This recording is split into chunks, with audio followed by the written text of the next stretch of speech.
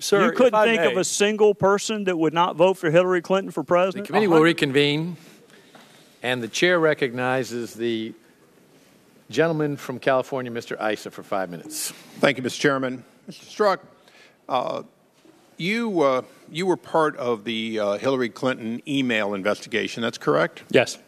And in that investigation, you were part of the decision for her to and her lawyers to go through emails that were produced during, exclusively used, if you will, during her time as secretary, go through and determine which ones were government and which ones were not, both the classified and unclassified. Is that correct? I was not. You were not involved at all? That's correct. Okay, but you're aware of it? I'm aware of their statements to us about how they did it. And do you think it was okay for Secretary Clinton to determine what could or couldn't qualify for her to turn in under the Federal Records Act? I can't speak to that. That was a decision, my understanding, between her and her attorneys. And okay, but you're aware that in her production she failed to deliver some items that have now been ruled as classified, correct? I'm aware that we recovered information that was not in the material that she turned over. I don't know if it was her failure, the failure of the attorneys conducting that sort, or simply because she didn't have it. I don't know the answer to that question. So I bring up something that came up in the previous rounds. So far, only you have determined what should be turned over from your private emails that, or your non-government emails and text, what should be delivered because it was government in nature. You've made that decision. That's right. And it's your position that nobody else in the way of a government entity should be able to look over your shoulder, so to speak, and make that decision. That's right. So you think it's okay for the target, and you are a target, of an investigation to determine what should be delivered rather than, if you will, the government, right? Sir, I'm not aware of any investigation of which I'm a target. Well, you're a target of our investigation. We think that you had a bias and you acted on it, and that's been made pretty clear. So I'm going to just ask one series of questions very quickly, if I could. You did a number of texts. All of the texts that are presented to us, as far as I know, came from your government phone, correct? I believe that to be the case, yes. So you've made no text available from your private phone, is that correct? That's correct. Did you ever text on your private phone? I did. Did you ever text Lisa Page on your private phone? I did.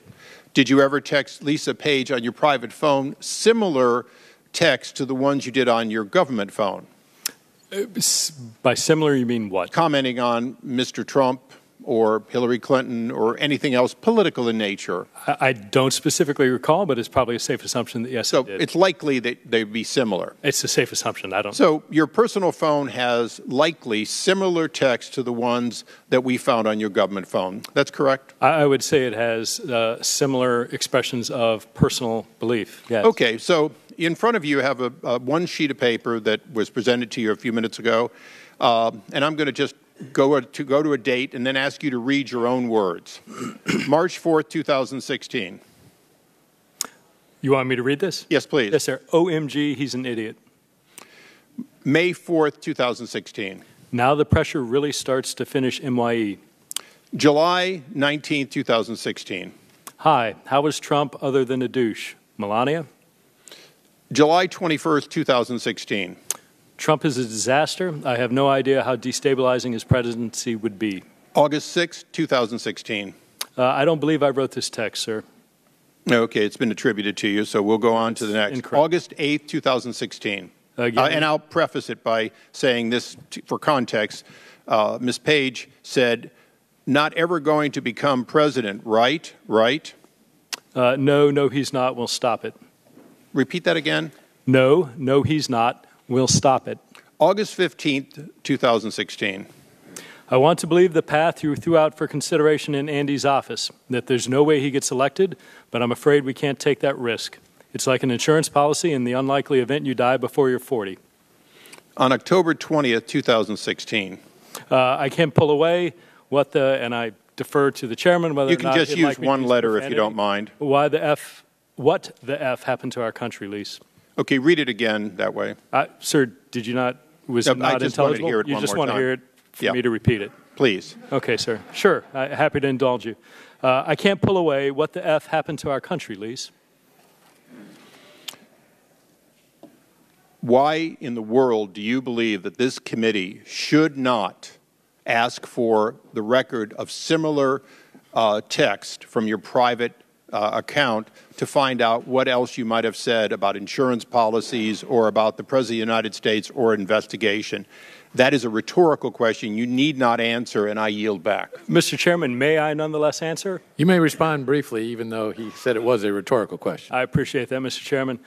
Congressman, what I think is critical, and I'm glad you brought up a lot of these, because I would like to make the point that I didn't bring them up. I just asked you to read your own words. Sir, if I may, what is important is that these texts represent personal beliefs just like those that you'd find on my personal phone. What these texts do not represent is any act, any suggestion of an act, any consideration that we need to do this or not do this. And furthermore, I would encourage you, as I believe I forget who I said this to earlier this morning, you need to read these texts in the context of what was going on at the time. So when I make the comment about Trump having no idea how destabilizing his presidency would be, that came on the heels of a speech where then-candidate Trump said he didn't know whether or not the United States should honor its commitment to mutual defense under NATO. I appreciate that, Mr. Chairman. Thank you very much. That's not briefly. Mr. Chairman, in light of these actual... No. Give him that opportunity. Everyone will suspend. I told the gentleman he could answer briefly. He has answered briefly. And he has not finished answering. We will now turn to the gentlewoman from Washington, D.C. for her questions. Thank you, Mr. Chairman. In order to allow this witness to continue, let me ask a question. Mr. Strzok, you are a senior, or were a senior and experienced FBI staff person. Is that not right? I would consider myself a senior and experienced FBI staff person, yes. Now, you had been involved in the Mueller investigation of the last election involving Hillary Clinton and Donald Trump at the highest level. Is that not the case? If you mean by highest level that I had interactions with those cases with the director and deputy director and senior staff of the Department of Justice, yes. That's what I mean. Now, we've been reading from your personal phone and your official phone. Did it occur to you that your personal political messages, if they became public, might be misinterpreted in light of your role in the investigation? Congresswoman, to be very honest, I didn't anticipate that because I never thought these texts would become public. Well, even though they were, some of them were not on your personal phone. Oh, correct. Yes, that's correct. So that means anything that's on your official phone, of course, belongs to the public. So I just want to establish that this confusion between your public and private phone is part of our problem here today. Now, as we hold this hearing, I just want to note for the record that President Trump is on his way to a very controversial meeting with Vladimir Putin.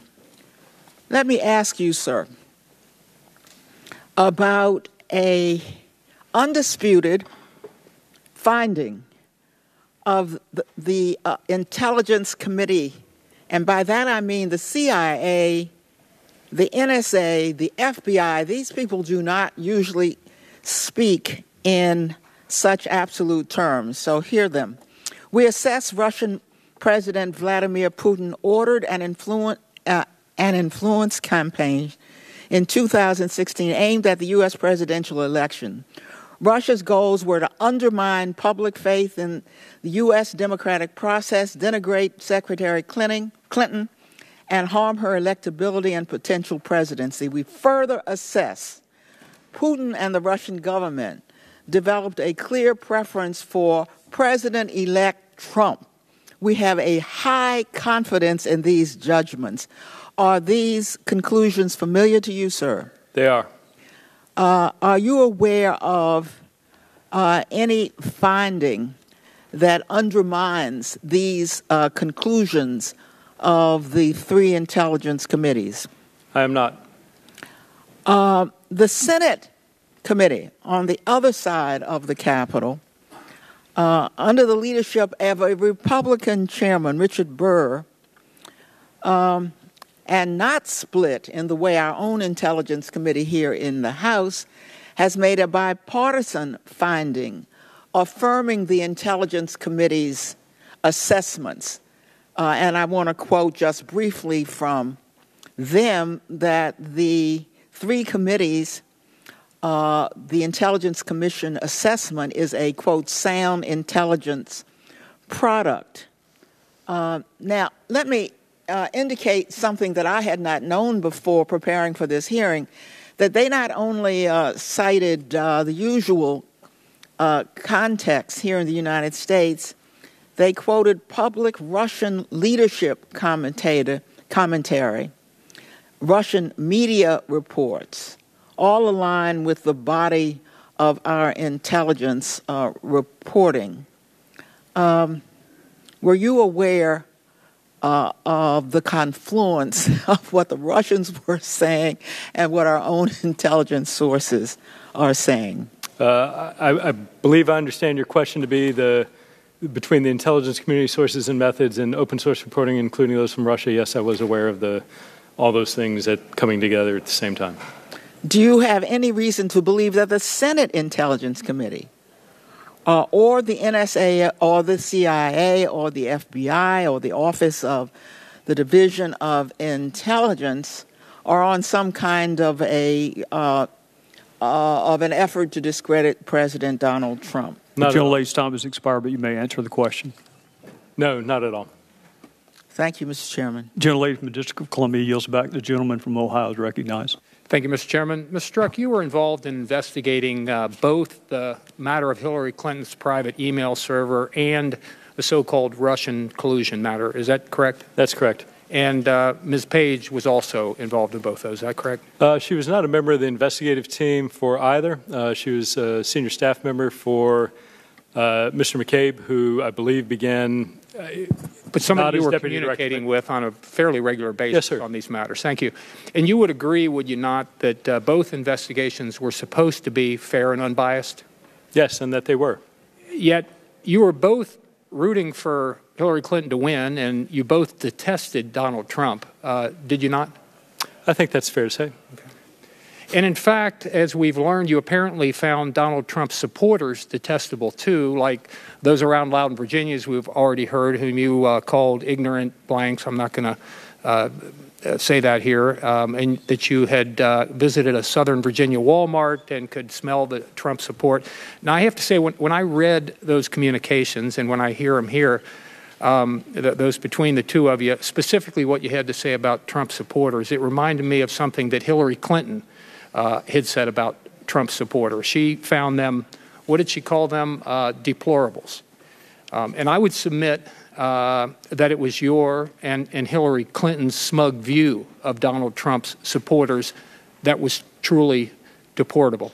Don't you think that the American people, when they're paying your salaries, when they're paying for a fair and unbiased investigation by none other than the FBI, deserved a whole lot better than what those comments I just referred to reflect? Congressman, two things. One, I absolutely regret the appearance of some of those texts and wish I would have said or phrased or not said at all some of the things I did. Two, I disagree completely with your attribution to my views of Trump supporters. I never said that. I expressed no such thing. There are millions and millions and millions of Americans who I deeply respect and honor who voted for Mr. Trump. Here. But I just also, want to correct interestingly, you told Ms. Page, and I'll quote here, "I loathe Congress," and she agreed. Now, you're probably in pretty good company there. A survey I saw a while back about Congress found us less popular than root canals and head lice and colonoscopies. And although we did beat out playground bullies and the Ebola virus, but this is not about us. It's about you and whether or not the American people can have the confidence in the investigations that you were involved in and whether you were fair and unbiased when you investigated both Hillary Clinton and Donald Trump. Would you agree with that? Sir, I appreciate that concern very much, and let me explain a little bit about that comment.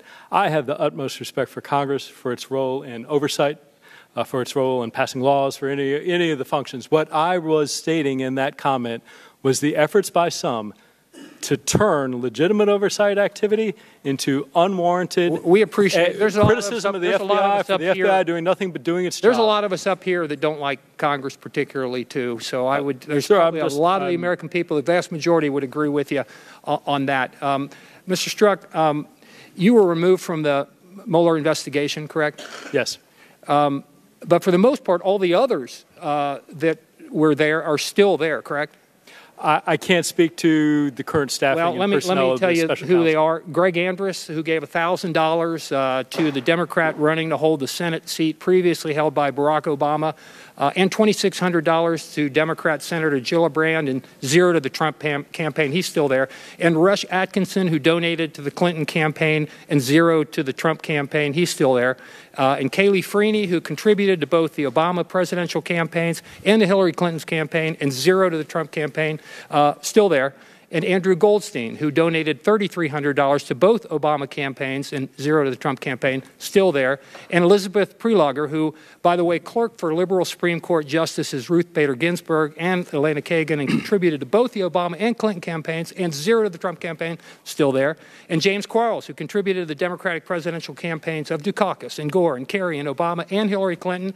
Now, he did contribute to former Congressman Chaffetz and Allen, but he contributed $20,000 to the Democratic and Senate campaign committees and $0 to the Trump campaigns. I could go on, but I'm just about to run out of time.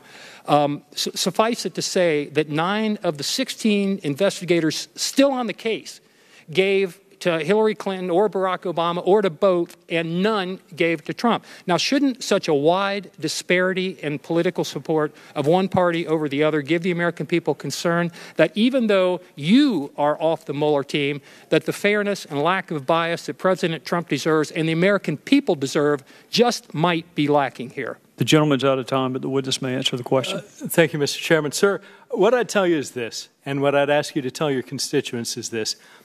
I have and had no idea what contributions were made by anybody staffing the special counsel's office.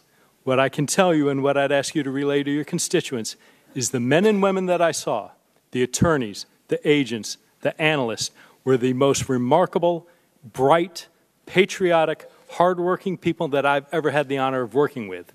I want you to know, and whether people leave here believing me or not, I was absolutely and remained absolutely convinced that the efforts and the personnel who make up the office of the special counsel are the best in America. And I have complete faith and confidence that they will arrive at the truth and that they will do that well.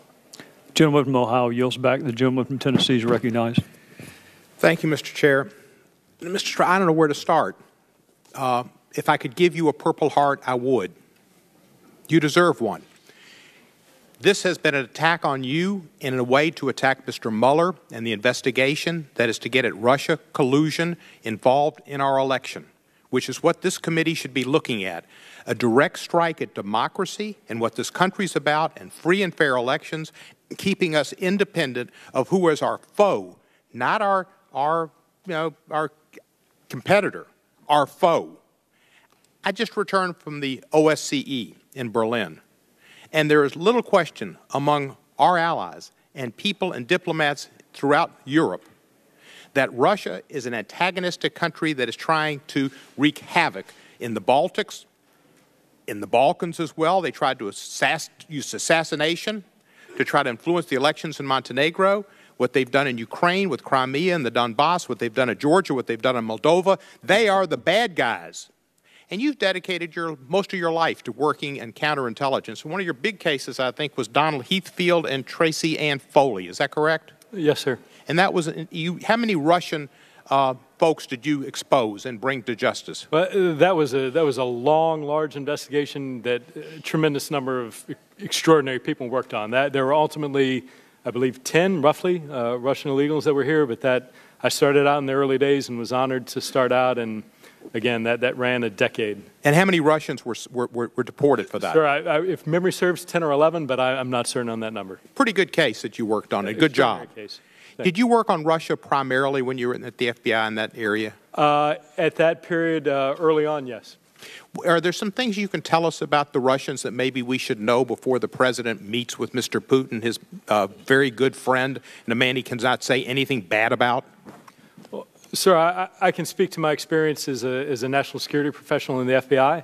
The Russians are a top-rate adversary in terms of their foreign intelligence service, in terms of how competently they are able to use their intelligence service to achieve their foreign policy and national security goals, many of which you referenced, their desire, the threat from NATO, trying to undermine the Western alliance, trying to minimize the role and influence and leadership of the United States around the world, attempting to minimize and undermine the extraordinary greatness of our democracy, to make it seem pedestrian and nothing special and on par with their kleptocracy and near dictatorship that they have, to somehow make us seem less. But that's my intelligence perspective. I wouldn't presume to get into a foreign policy. They engage occasionally in assassination they do. Political rivals? Yes. An arrest of journalists for maybe talking and writing about things that the state doesn't believe in? Yes. It's not America. Not at all. Well, that's unfortunately what the Mueller investigation is looking into, is Russian collusion to influence our election and to influence our politics. And you have dedicated your life to working against that type of involvement and against that type of effort to subvert our democracy and to undermine it. I thank you for that. It's astonishing to me that you would be put on trial as you have today. The beginning of this discussion, this committee meeting, somebody said, we don't want young people to look at the front pages constantly and see things about the FBI that's putting the FBI and the Justice Department in questions and on the front page. Well, I would submit to this committee that the people who are putting that on the front page is this committee, and the people who won't accept what the investigator general said, that there was no bias involved in the actions of you or others that were investigated. There was found no evidence that the conclusions by the prosecutors were affected by bias or other improper considerations. Rather, we determined they were based on the prosecutor's assessment of the facts, the law, and past department practice. With that as a fact, there's no reason for this hearing. No reason at all. But it puts it on the front page again and again and again. And as you said earlier, the Russians are loving it because this is what they want. This is what they want. You'd think it was Benghazi. It was a never-ending television show from Congress that got nowhere except tried to influence the people that watch Fox News. And that's what this is about. And this is really unfortunate. And as they say, you could put lipstick on a pig, but this is nothing but a ruse to try to get to the Mueller investigation and make people think it's baseless, that it's biased, that it's 13 Democrats that are working on this, and they're prejudiced and they're discriminatory and they're biased because they, just as Jack Nicholson said in the movie, A Few Good Men, you can't handle the truth.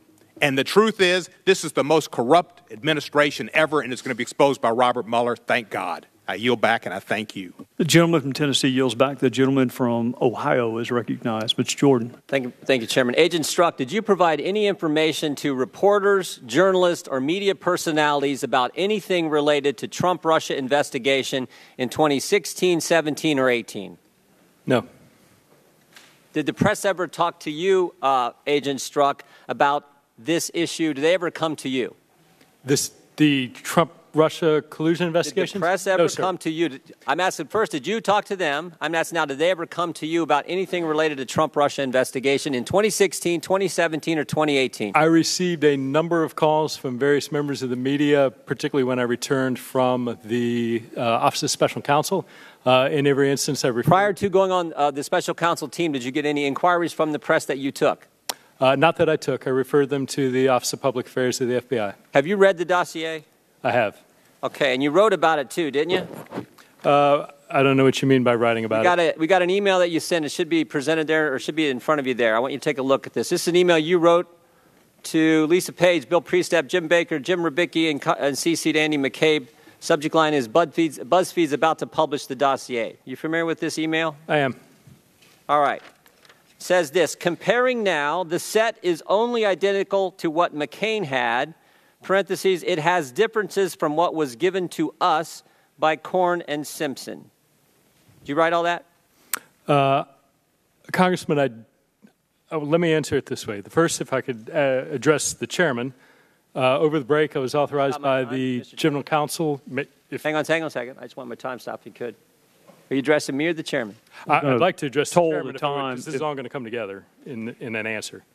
Is there a question you want to direct? No, it's something I wanted to answer your question from earlier based on something I've been told by the FBI. Wait. I think I'm aware of what the FBI told you, and you and I will have another chance to talk about that. But right now, the gentleman from Ohio controls the time. Right. You wrote this. That was the question. So obviously, wait. you have Look at do you see the from? So Congressman, here's you see the my, from line? Do you see the from line? Congressman, I do. It says and I Peter understand Strzok. And then it says Lisa Page and a whole bunch of other key people at the FBI. So did you write it? I did write this. All right, let me ask you a couple questions about it. It has differences from what was given to us by Corn and Simpson. Who's Corn? Sir, to answer that question, and I would love to answer that question, and every part of me, and you know why I'd want to answer that question because you have this information. Who's Simpson? I have been, sir, if I may, I cannot answer that question. You wrote about it. It's now public. Who's Corn? Who's Simpson? Based on direction by the FBI, sir, I am not able to answer questions about ongoing investigative matters. I just want to figure this out. Agent Strzok. You're referencing 3 copies of the dossier. The BuzzFeed copy you have, the one John McCain's staff gave to you, and the one that you said you got from Corn and Simpson. The one McCain gave to you and the one BuzzFeed has are identical in your words, but they have the Corn and Simpson one is different. Sir, this is kind of important. It is important, and I want to answer your question. And here's the position that I'm in, Congressman. I have been directed. May I answer your question? Mr. Chairman, may the witness be permitted Mr. to Chairman, answer the question? Mr. Jordan repeatedly asks a question, doesn't let him answer it. The gentleman from Ohio controls the time. I have been directed that I may state that I have read the dossier, that I read the dossier as it came in parts and pieces. You've already told me you read it. And I want to know who Corn and Simpson are. And, sir, what I'm telling you is that I have been directed I may not state the various places where let me ask the you this. FBI I got it. I know what you're saying. Did you ever communicate with David Corn? No. Did you ever communicate with Glenn Simpson? No. Did you ever communicate with Nellie Orr? No. Did you ever communicate with Bruce Orr? Yes. When did you communicate with Bruce Orr? My recollection is somewhere between possibly 3 or 4 or 5 times in the late 2016, early 2017 timeframe. What did you talk about? We talked about investigative matters that Mr. Orr was involved in. Did you talk about the investigation we're focused on here, Agent Strzok? My direction from the FBI is that I may not answer that question, sir. I got it. Let's go back to the email that you sent that you won't talk about. Are there 3 copies of the dossier as evidenced by what you said in this email? Sir, to be clear, I want to talk about this email. I want nothing more than to answer your question but you're not talking about it. You're not answering my questions. Are there 3 copies? 3 copies of what? The McCain copy, the BuzzFeed copy, and the one that you got from Corn and Simpson. Sir, the most I can say is we received a variety of copies of and different types of Let me ask you one other question. Glenn Simpson testified in front of the Senate Judiciary Committee on August 22nd, 2017. He was asked, did anyone from Fusion ever communicate with the FBI? His response, no. No one from Fusion ever spoke with the FBI. So here's what I'm having trouble understanding. If Glenn Simpson says no one ever spoke with the FBI, how is it that you got a copy of the dossier from Simpson? Sir, I can tell you I never had contact with Fusion, with Mr. Simpson, with Mr. Corn. And again, sir. Chairman, regular order. The gentleman will have a few more seconds since he was interrupted. Well, I mean, this is the frustration that every single member of this committee feels is when Agent Strzok won't answer, well, more importantly, the American people feel when Agent Strzok won't answer fundamental questions like the guy he references in an email, Corn and Simpson, and won't tell me who they are. This is unbelievable. But That's where it's gotten to now, and it's as frustrating as it can get, Mr. Chairman. I yield back. Mr. Chairman, may I respond? Briefly. Sir, it is as frustrating to me as it is to you. I can tell you, sir, that I would love. Well, you know what, Agent Strzok? Mr. Chairman, may the witness be permitted to answer. If it's so, if Gentlemen will suspend. If it's so frustrating, answer the question. If you'll allow him to, I'm sure he will. He has never answered the question who Stop Gordon Simpson interrupting are. him. We're about The to, gentleman instruct the gentleman from Ohio to stop badgering and we're allow him to answer the about, question. we're about to move on. The gentleman from Ohio's time's expired. And we're about to move on where Mr. Strzok can answer a question that he refused to answer earlier on advice of counsel. And I'm going to yield to Mr. Gowdy for the purpose of doing that right now. Mr. Chairman, before Mr. Gowdy starts, may I respond to Mr. Jordan? Very briefly. Very briefly, sir. I would love to do that. There is an appropriate time for oversight, and as you well know, that is at the end of an investigation once it's concluded. I am certain Congress will absolutely have the opportunity to look at any investigation once it's closed, ask all these questions, and I would love to answer each and every one of your questions Mr. Strzok, once the FBI allows me. And the already know that done. answer from you, and you have already been advised that you can answer the questions here, because guess what? This is the United States Congress where you're testifying, not under the jurisdiction of the Federal Bureau of Investigation. Mr. Chairman, we cannot be asking about an ongoing investigation that is sabotaging an ongoing investigation by this committee, and that's what he's not cooperating with, and we should not do it. It is, and he cannot cooperating with that. It is. These questions are table-setting questions regarding the formation of this, and he can answer those questions. But he cannot answer questions regarding an ongoing investigation. That he can, and so Mr. He's Gowdy been advised by the FBI that he cannot. No, he's been advised that he can, and Mr. Gowdy's going to again ask his question. Gentleman from Ohio has asked for 15 seconds. So, Agent Strzok, who's being square here? Glenn Simpson says no one from Fusion spoke with the FBI. You say in your email, we got a copy of the dossier from Simpson. Mr. Chairman, regular order. We will have regular order, and we'll revisit that question. Now the chair recognizes the gentleman from South Carolina. Agent Strzok, between July 31st, 2016 and August Mr. Chairman, 6th. regular order. This is regular order. The gentleman refused to answer the question earlier. He has now been advised, and I have been advised by the FBI that he may answer the question that was in order earlier, and he's now going to answer the question. But, Mr. Chairman, Republicans have controlled the time. Now the time goes to the Democrats. The gentleman will be recognized shortly. Agent Strzok, between July 31st, 2016 and August 6th, 2016, how many witness interviews did you conduct as part of the Russia-Trump campaign alleged collusion investigation? I don't recall, and I'd have to check the case file. We waited all that time for that answer? Yes, sir. That's eerily similar to what you said a couple hours ago. Sir, I am telling you, and I would reject the characterization that I refuse to answer anything. I want to answer these questions. Well, I'm going by the direction that I received from the FBI. I just asked you one, and I'm looking for a number. Sir, and my answer I'm looking for a number. I do not know without the opportunity to check the case file. You don't recall in the first week of an investigation that you originated, approved, or the contact person on, you don't recall how many witness interviews you did in the first week? Sir, I remember that there were interviews conducted. I do not know when they fell on a calendar to be able to tell you whether they were in any set of date or the other on something that was occurring in the context of a myriad other responsibilities. When's the last time you looked at the file, Agent Strzok? Probably going on a year. For those of us who happened to look at it yesterday, would you disagree that the first interview took place on August the 11th? I don't know, Congressman. I cannot answer that. Well, prior to July 31st, 2016, how many witness interviews did you conduct as part of the Russia-Trump campaign alleged collusion investigation? None.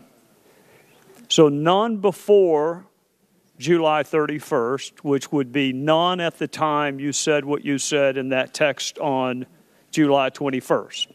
I don't understand the text you're referring to. Point of order, Mr. Chairman. This is on our time. Well, no. There are two more questions he didn't. Right. He wouldn't answer. The gentleman will continue. Between May explain 17th. why he can continue in our time? He can. He's not on your time. Not my personally Democratic It's time. on our time because he was advised earlier by the FBI that he could not answer the questions, and now he's advised that he can. So the questions will be asked and answered. Between May 17th. Parliamentary inquiry, what rules are we following that would dictate such an answer by you, Mr. Chairman? We are following the rules of the committee. Could you cite the rule? No. No. Gentlemen will proceed. Just, Mr. Chairman, point of parliamentary Excuse me, inquiry. this seems to be well. We're going to the Democrats. Mr. Chairman, point of obstruction parliamentary this hearing inquiry. can continue, but when you do, and the FBI tells him he can't answer a question, and then they change their mind and says he can, we're going to take the time out to do that, and then we're going to continue. Mr. Chairman, point of parliamentary inquiry. The gentleman Democratic from South members Carolina have a is right recognized. to know what the rules are in governing this hearing. Agent- Gentlemen, can you share with us the these gentleman secret rules is not that in you're order. making up as you go along? Agent Strzok, between May 17th, 2017 and May 18th, 2017, how many interviews did you conduct as part of the special counsel team? I don't believe I conducted any. Between May 17th, 2017 and May 22nd, 2017, how many witness interviews did you conduct in that 5-day period? Well, so you just went back a year from 2018 to 2017, and I don't know. 2017, May 17th, 2017, Okay. May 22nd, 2017. Yeah, I believe you may have said 18, but 17, I don't know. Whether I did or not, it's the 17th, 2017. Fair enough, and I don't recall. Well, Chairman, I appreciate you letting me make that clear. And again, the context when you would not answer it was you used the word impeachment on May the 18th, 2017, and you used the word impeachment on May the 22nd, 2017. And your testimony is you can't recall a single interview you would have done as part of that investigation that was supposed to lead to impeachment. And I think that line of questioning, I'm glad the FBI finally realized it, albeit a couple hours too late. When you are prejudging not just a result, but a punishment, which is what impeachment is, when you are prejudging the conviction and the sentencing, when you have not conducted a single solitary interview, I'm sorry, Agent Strzok, but that is letting your bias impact your professional judgment. Mr. Chairman, may I respond? Briefly. Sir, so look, I never prejudged anything. Not in this case, not in any others. Impeachment Second, for what, Agent Strzok? Impeachment for what? Second of all, Mr. Chairman, what are the rules here? Mr. Chairman, what are the rules? The gentleman will allow the witness to answer the question, and then we'll move on. Second, He was given time to respond. And the now notion, at the time I was the deputy assistant director, I have section chiefs, unit chiefs in the field, supervisors, agents, people who typically do interviews, not me. If something is notable or high level, I might be involved, but it would be rare, if never, that I would typically get out there and conduct interviews, first of all. Second, you mentioned the use of the word impeachment. That was used in the context of my not knowing what this would lead to. I was not prejudging impeachment. When I used that term, it was saying it might do nothing. Please. It might lead all the way to something on the other. Thank you, Agent Strzok. Agent The Strzok, chair are now you kidding? recognizes the gentleman from Missouri, Mr. Clay. Thank you, 5 minutes. Mr. Chairman. And Special Agent Strzok, I just continue to be amazed that my colleagues in the majority are more interested in your text messages than they are about the leader of the free world doing everything possible to undermine the Western Alliance. It just amazes me, Special Agent Strzok, as a counterintelligence specialist, you know all too well the pervasive, constant, and growing danger that the Russian Federation poses to this country, our allies, and to democracy in general. It is appalling that my colleagues in the majority continue to relitigate the 2016 election while the president does more damage in the to the Western Alliance than the sum total of all previous Russian and Soviet leaders could have dreamed of. And it is remarkable that Mr. Trump accused our trusted ally Germany of being, and I quote, totally under the control of Russia. I would say that the president is half right. Someone is totally under control of Russia, but it's not Germany. You know, the president should look in the mirror and explain why virtually every decision he makes and every word he utters weakens our key friends, erodes our strategic alliances, and strengthens our most dangerous adversary. Mr. Strzok, can you offer an explanation as to why the president is so eager to punish our allies and please Vladimir Putin? Sir, I wouldn't presume to do that, no. All right, let me move on to the meeting of June the 9th, 2016 in Trump Tower. We have a series of emails in front of us, one from Rob Goldstein, who told Donald Trump Jr. that the Crown Prosecutor of Russia met with Aris Agalarov this morning, and in their meeting offered to provide the Trump campaign with some official documents and information that would incriminate Hillary and her dealings with Russia and be very useful to your father. And he says this is obviously very high-level and sensitive information, but it's part of Russia and its government support for Mr. Trump. Mr. Strzok, without commenting specifically on these emails or this instance, can you explain generally from a counterintelligence perspective why it would be concerning that high-level campaign aides would be meeting with a representative from a hostile foreign government? What would be the risk? Well, again, not relating it to any particular event. I think the hypothetical would be enormously concerning because a hostile foreign power, one, by definition, that hostility is their national interests are adverse to ours. The fact that people would be meeting or attempting to work together implicates a variety of potential criminal violations.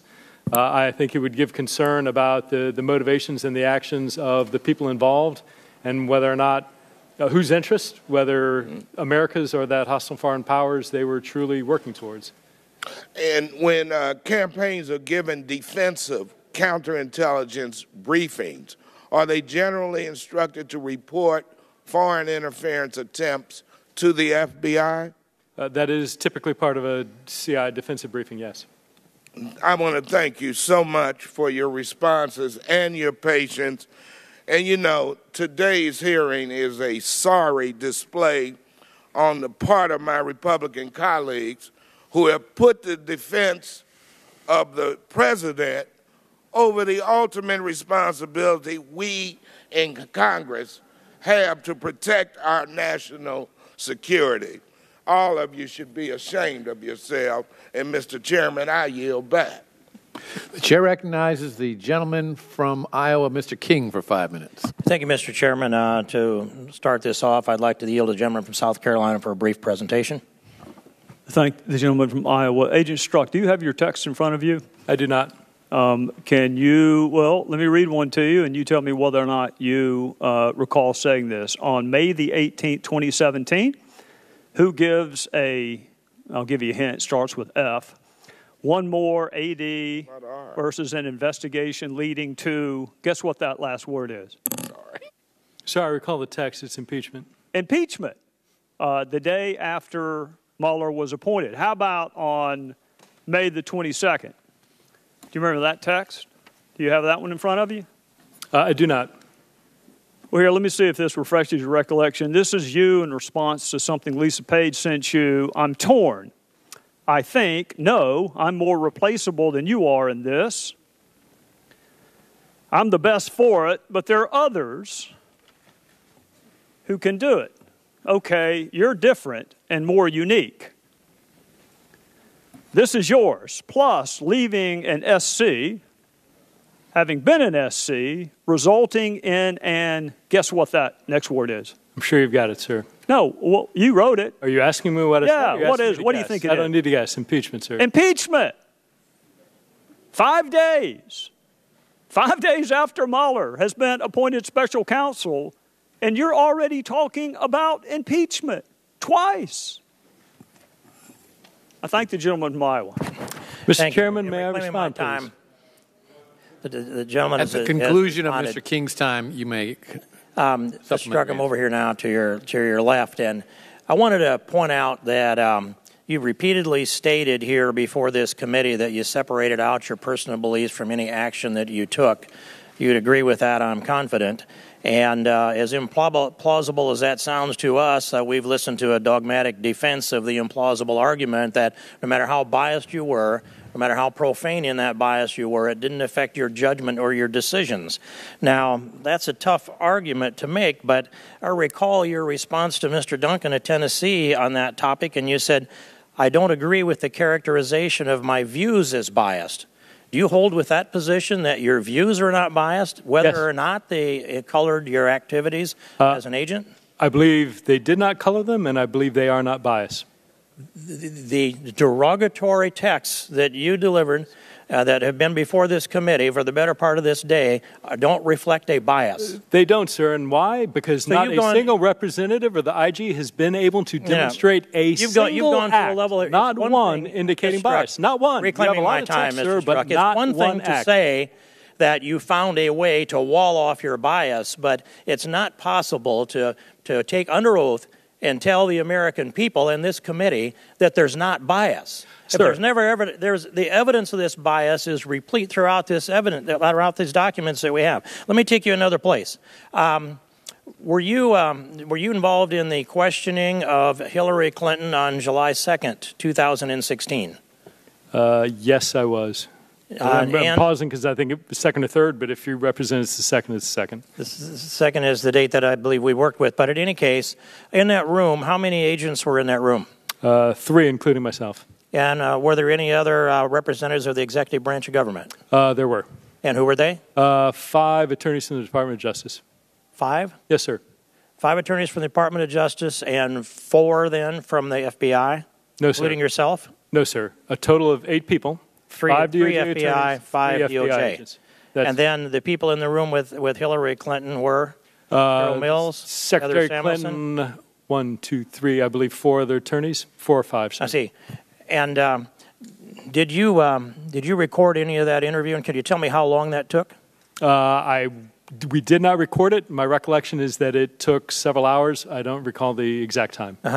And then what documents would you have that memorialize the interview? An FD 302 is created based on the notes taken by the participants in the interview. And how many of those 8 agents or officers had their notes that took notes in that room? I don't know. I know the 2. Do you have yours? I did. I believe some, and I know the 2 agents did. I don't recall about the DOJ attorneys. I want to ask you to reconstruct. Who were those agents? There were 2 of the case agents assigned to the Clinton investigation. And what are their names? Sir, FBI policy. I expected that answer. I can't answer. But I want to let you know we must know who was in that room, and we must have access to those notes because that's what they used to compile the 302 report. Did you brief Director Comey on that 302 report? Well, Sue, 2 things. Going back to the 302, it is relying on notes, but it's also drafted based on the memories of the agents participating in it. Notes and memory. Notes are not complete. But yes, my recollection is I did brief Director Comey on the results of that interview. And we will be asking for the specifics on that data that you are knowledgeable of. And I'd ask the chairman if you would be willing to issue a subpoena for the texts that Mr. Strzok testifies as are not work-related. I believe there's a very good chance they are work-related. And the balance of this for the information on who was in the room on that date when Hillary Clinton was interviewed, which officers from the FBI, which officers from the DOJ, and let's call them to this Congress and get their testimony on what took place inside that room, Mr. Chairman. We will take your request under advisement. The time of the gentleman has expired. I told Mr. Strzok he could briefly respond to Mr. Gowdy's. Sir, yes, thank you. And if I may, just briefly to Mr. King, sir, right? First, I am asserting to you that my personal belief did not constitute bias. Every American has political belief, every single one, and I would submit to you that the vast, vast majority of those people are not biased individuals. So that is a comment I'd like to make to you. By your testimony, I'm free from that allegation for myself for life, Mr. Strzok. Mr. Chairman, if I can respond to you. My mentions of the word impeachment, if you look at the selective text that you've chosen and you expand that look to others, you will see that in no way did I prejudge that outcome. In fact, what you've conspicuously omitted, is a statement I made expressing concern that I'm not sure there's a big there. What that clearly demonstrates, sir, is I had prejudged nothing. What it clearly demonstrates was I was looking at one potential outcome being impeachment. I was simultaneously looking at the polar opposite outcome, that there might be nothing, that there might be no criminal activity whatsoever. And I think it's fair that you take texts in the totality of the context in which they're made. The chair recognizes the gentleman from Georgia, Mr. Johnson, for 5 minutes. Thank you, Mr. Chairman. Mr. Strzok, you are a special agent for the FBI. How long? Going on 22 years, sir. And you actually, pretty much that's just over 20, sir. You pretty much spent your professional career at the FBI. Is that correct? That's correct. And the Republicans on this committee seem to be obsessed with your text messages, but during your long career with the FBI, you've accomplished quite a bit more than simply leaving a text message trail. Is that correct? I've had the privilege of working on an extraordinary number of very great cases. Well, you rose through the ranks of the FBI to, at one point, become chief of the counter-espionage section at the FBI. Is that correct? Yes. And your career at the FBI culminated with your appointment as the Deputy Assistant Director of the Counterintelligence Division. Is that correct? Well, I certainly held that. I would tell you I'm extraordinarily proud to have worked as a DAD in the Human Resources Division as well. And during your career in counterespionage at the FBI, did you lead a counterintelligence operation that was called Operation Ghost Stories? I did not lead it. I was one of the many agents who started that investigation, and a pair of the subjects early on that I was one of the case agents on. You worked on it throughout the course of that 10-year investigation? No, just at the beginning, several years, sir. I see. But you worked on many other counterintelligence investigations during your career at the FBI? Yes, sir, that's correct. Now, Operation Ghost Stories was a multi-year counterintelligence investigation of a network of United States-based Russian spies working as covert agents of Russian intelligence, the agency known as SVR. Isn't that correct? That's correct. And the target of that investigation was a group of covert SVR agents who had assumed false identities and were living in the United States on long-term deep cover assignments, correct? That's correct. You've investigated a number of those kinds of intelligence. You've presided over a number of those types of investigations during your time with the FBI. Is that correct? I have, yes. And these Russian agents have infiltrated America, set up to be undercover and then develop sources that they can use then to develop information and then funnel that information back to Russia. Isn't that correct? Yes, to develop that information from the United States and other denied areas from within our government. And as soon as you find one cell, if you will, of Russian spies, take them down, there are also other cells working throughout America. Isn't that correct? That's generally correct. And it was your job to keep on top of that kind of activity. Yes. You led a team of FBI agents who did nothing other than counterintelligence investigations for the FBI. Is that correct? Yes. And you were successful in arresting and prosecuting numerous individuals for espionage and other crimes against the United States of America. Isn't that correct? Me as part of a large number of very competent, talented folks, yes. And, sir, you've gained a great deal of intelligence about Russian spying activities, their methods and sources as they operate in the United States and in other allied nations. Isn't that correct? Certainly true within the United States and to a lesser extent overseas. And you've used your skills to keep America safe. I have, sir. It's my proud duty to have done so. There's a lot more to your career than a few emails, isn't that correct? And text messages. Absolutely, sir. So to boil it down to that is really a disservice to you. I think as opposed to the Republicans here being so desperate to find a way to discredit the Mueller investigation by discrediting you as a person, I think rather than they doing that, we should be honoring you for the work that you have done over the last 22 years to keep this nation safe. And this hearing is a reckless abuse and misuse of congressional authority. I'm looking forward to Republicans finishing the hell up with this damn Peter Strzok text message investigation. And with that, I'll yield back. The chair recognizes the gentleman from Texas, Mr. Gomert, for 5 minutes. That would be right here. Sir. Strzok, you said earlier in this hearing you were concerned about a hostile foreign power affecting our election. Do you recall the Intelligence Community Inspector General, Chuck McCulloch, having an investigation into an anomaly found on Hillary Clinton's emails? I do not.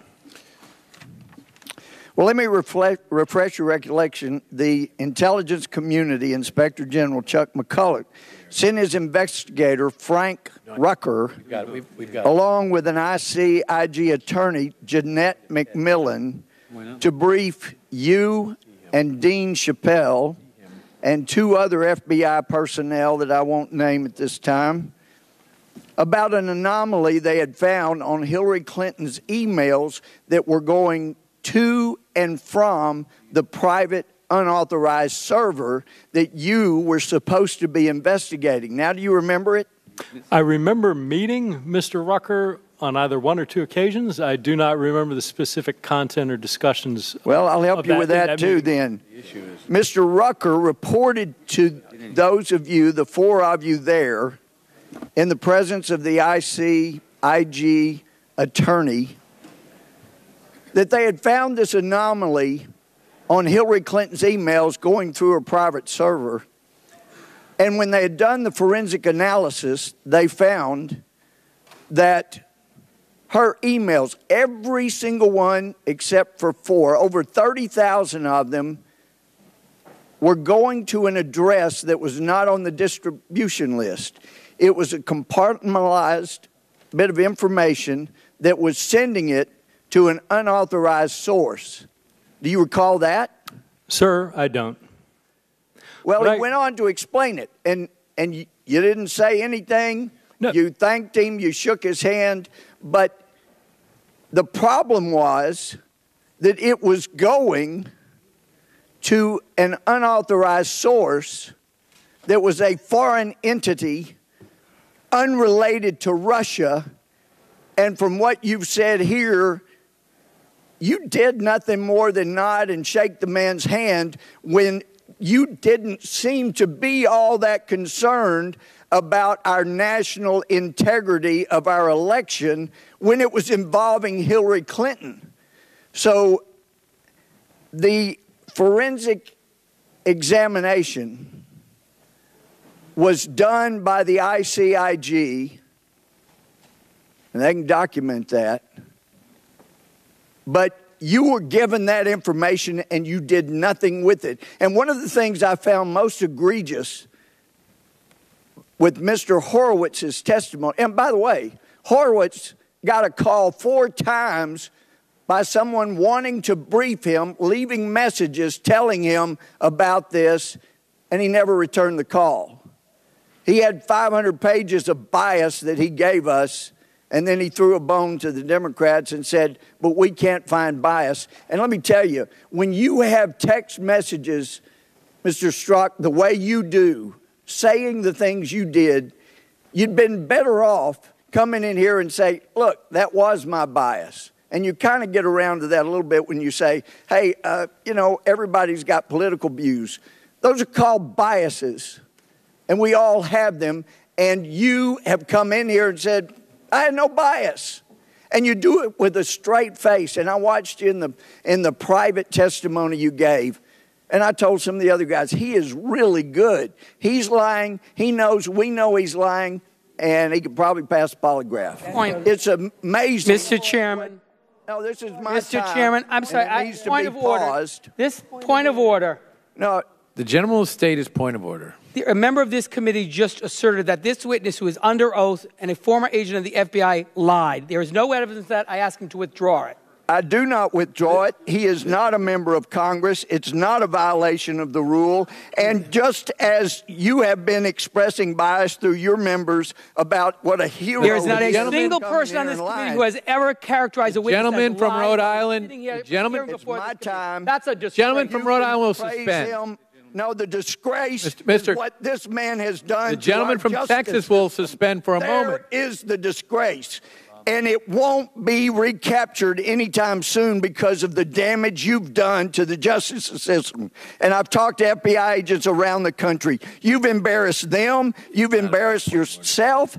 And I can't help but wonder when I see you looking there with a little smirk, how many times did you look so innocent into your wife's eye and lie to her about Lisa? Mr. Chairman, this is outrageous. The credibility of a witness Shame is on always you, an issue. Mr. Chairman, please. Have you Mr. Chairman, this is an intolerable harassment of the witness. What's wrong with that? You need your medication. The gentleman controls the time. I ask that the witness be permitted to respond to He will be permitted. assertion. He will be permitted Did you to respond. ever The talk gentleman to controls Hillary the time. Clinton during your investigation, besides the one questioning you mentioned, before that or after that to this day? Point of order, Mr. Chairman. Point of order, Mr. Chairman. The gentleman will state his point of order. It is, I think, against the rules of the House for a member of the committee to be impugning the character of a witness. It is not. He should ask questions to elicit. The purpose of this hearing is to elicit information. He should ask questions to elicit information. He should not be impugning the character of the witness. The gentleman is advised the rules of the House only are directed to members of the House and the President of the United States. Therefore, in other words, it is okay to impugn the character of witnesses in any way whatsoever? Well, listen, I've heard many members on your side of the aisle impugn character of somebody who is covered by the rules of the House. But the gentleman, the gentleman has 20 seconds left. The clock will be turned back on, and he can complete his time, and then the witness can respond. So if you talk to Hillary Clinton, other than the time she was examined in front of the witnesses? No. So after throwing away what you have with all the bias you have, you've never even gotten a thank you. I yield back. The gentleman may respond. Sir, well, that's quite a set of statements. Mr. Chairman, I did not finish with a question. The gentleman, there was no question asked. Mr. Chairman, he's been given the opportunity to respond. The gentleman will suspend. The time of the gentleman has expired, and as I've indicated the rules earlier, of our hearings are if there is a question asked during the time, the witness may respond to the question after the time. The witness is going to be allowed to respond briefly. That's a new rule. Sir, first, I assure you, no question. Under oath, as I spoke also during my interview a week or two ago, I have always told the truth. The fact that you would accuse me otherwise, the fact that you would question whether or not that was the sort of look I would engage with in a family member who I have acknowledged hurting, goes more to a discussion about your character and what you stand for and what is going inside you. It's to your credibility, and you lost your credibility. Both individuals. You've lost your credibility. While That's I doubt the it problem. plays well Gentleman to from America, Texas I'm not sure the gentleman from Texas will suspend. The witness has had ample opportunity to express his feelings about that, and now the chair recognizes Mr. Chairman, there is a discussion about the representative's first assertion about what the ICIG said that I would like to respond to. Very briefly. Very briefly. I have no recollection of that conversation. I can tell you I am not a computer forensic expert. I can tell you that every allegation that we had, and ICIG was a great and close partner, every allegation that we had, whether from them or anybody else, was forwarded to experts who looked at it. The scores and scores of servers and BlackBerries and emails and everything we got were combed over carefully by the FBI's experts to see if there's any indicia of intrusion. But you don't recall going over those emails, correct? Gentlemen will suspend. I have no idea what you're talking about, and frankly, and the witness will suspend as well. I do not know what you're talking about. That you is just enough. Can't let a witness go on forever. When the fact is, you never did anything Mr. Chairman, about those. order. Correct? Regular order.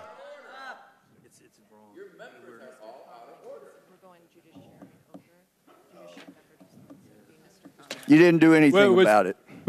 Sir, if there was a lead, I gave it to the team, unequivocally. The gentleman, there was nothing along the lines that was not addressed. Well, that'll come out. Mr. Gomer, you will suspend.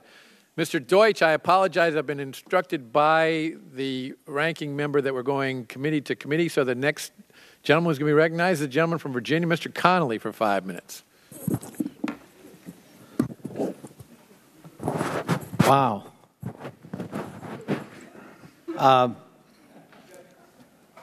The American public might be forgiven for mistaking this so-called hearing for a Russian political show trial. It's got all the trappings: character assassination, demagoguery, connecting dots that aren't meant to be connected, generalizing from an isolated incident, cherry-picking facts, sometimes fabricating facts. It's astounding. It's a new low in the United States Congress. What a shame. But, Mr. Strzok, you're under oath. And my understanding is the big Republican beef, in order to discredit you and discredit the FBI and thereby, hopefully, from their point of view, undermine the Mueller investigation, hinges on the fact that you sent out some indiscreet personal emails about your political views on the then pending 2016 election. Is that correct? Sir, that's my understanding. All right. So you're under oath. I want you to say yes or no. The following email. Character matters. Real Donald Trump is obviously not going to win, but he can still make an honorable move, step aside, and let someone else try. Did you write that email? I don't believe I did. No, you didn't. Republican Senator Ben Sasse wrote that email. Another unforgivable sin. He should be here as well, apparently. My wife, Julia, and I, we have a 15-year-old daughter. Do you think I can look her in the eye and tell her that I endorse Donald Trump? When he acts like this, and his apology, that was no apology. That was an apology for getting caught. I can't tell the good people of my state that I endorsed a person who acts like this. Was that you, Mr. Strzok? No, sir. No, it wasn't. It was Republican Jason Chaffetz, former chairman of my committee. Did you write the following? For the good of the country, and to give the Republicans a chance of defeating Hillary Clinton, Mr. Trump should step aside. His defeat at this point seems almost certain. And 4 years of Hillary Clinton is not what's best for this country. Mr. Trump should put the country first and do the right thing. That's you, certainly, right? No, sir. No, you're right. It was Republican member of Congress Mike Coffman from Colorado. In light of these comments, Donald Trump should step aside and allow our party to replace him with Mike Pence or another appropriate nominee. I cannot in good conscience vote for Donald Trump, and I would never vote for Hillary Clinton. That's yours. No, sir. No. That's Republican Barbara Comstock of our home state of Virginia. All right, well, here's another one. It's now clear Donald Trump is not fit to be president of the United States and cannot defeat Hillary Clinton. I believe he should step aside and allow Governor Pence to lead the Republican ticket. You wrote that one. No, sir. You didn't? No, you're right. That's Republican Bradley Byrne of Alabama. Well, how about this one? Donald Trump's behavior makes him unacceptable as a candidate for president, and I won't vote for him. As disappointed as I've been with his antics throughout this campaign, I thought supporting the nominee was the best thing for our country and our party. Now it's abundantly clear that the best thing for our country and our party is for Trump to step aside and allow responsible, respectable Republicans to lead the ticket. You wrote that one. No, sir. Oh, no. That was Republican Martha Roby of Alabama. Well, how about this one? I respectfully ask that you, Mr. Trump, with all due respect, step aside, step down, allow someone else to carry the banner of principles. You wrote that one. No, sir. No, you're right again. That was Republican Senator Mike Lee of Utah. So it sounds like when you were writing these emails in the heat of the campaign, you had a lot of good company on the Republican side of the aisle. And now you're an orphan. I wonder what changed. But your opinion was hardly a striking one, hardly unusual, especially where you and I live, Northern Virginia. Is that correct? Yes, sir. So your sin of writing an email criticizing the candidate Trump and predicting he would lose was not an isolated kind of opinion. Is that correct? No, it was not, to my knowledge. And do you, under oath, confirm what the Inspector General, Mr. Horowitz, said? There's no evidence, your personal opinion notwithstanding, that in any way it tainted the ongoing criminal investigation led by Mr. Mueller. I do. That's your testimony, under oath. Yes. I thank you. And I'm so sorry for the treatment you've received here today. As a member of Congress, as a member of the Oversight and Government Reform Committee, I take no pleasure in watching this spectacle. Thank you, Mr. Strzok, for being here. The chair recognizes the gentleman from Texas, Mr. Poe, for 5 minutes. I thank the chairman, and I take no pleasure in the self-pity that you have shown the rest of us the entire day. I'm a former prosecutor. I loved being a prosecutor in the district attorney's office, and I spent 22 years on the criminal bench trying criminal cases, saw about 25,000 felony cases. And I saw a lot of people in law enforcement. But in our entire justice system, from the beginning to the end of the justice system, people are involved in our justice system. And those people, whoever they are, cannot be biased one way or the other. And it starts in a courtroom with the jury. Both lawyers spend a lot of time, including the court, talking to jurors about whether they're biased. Why? Because people who are biased or come across as biased, they're out of here. You can't serve on that jury. You cannot be fair. We don't let judges serve on cases if they have a bias. They are recused. Many times they just recuse themselves. They recognize there's a bias. And we don't let people testify unless the bias when they testify is allowed to be brought out. In other words, if a witness is testifying, let's say you, for example, both sides are entitled to bring out the bias for or against the about the witness that is against the offender, let's use in that case. Because in our justice system, things must be fair and things must look fair. There must not be bias and there must not be a look of bias by anyone. That's the way our system works. Now, in my opinion, my opinion is not any better than anybody else's, but I have seen a lot of people over the years, kind of in the people business, judging people. And I have heard your statements today, and it seems to me that your own words have shown your bias. You say you're not biased, but we base things on evidence, not based necessarily on words. And your words to me prove your bias. Your attitude proves your bias. Your arrogance proves your bias. And I think your protesting too much proves your bias. But be that as it may, the scary part of that is not whether you're biased or not. The scary part of it is, well, what about other people in the FBI? What about people we don't know about that have the same attitude that you do about people who are being investigated by the FBI? That is what is scary, because people out here, the rest of us who don't get to work for the FBI or the Justice Department, we are concerned about our justice system doing the right thing for the right reason and making sure that our justice system is just. And part of the fairness and justice is that there isn't a bias for or against anybody as they go through the system. Now, based on what you said, I don't think I would ever allow you as a juror to be on a criminal case, ever. I don't know that the defense attorney or the prosecutor would allow you to be on a jury, because your words are what we hear.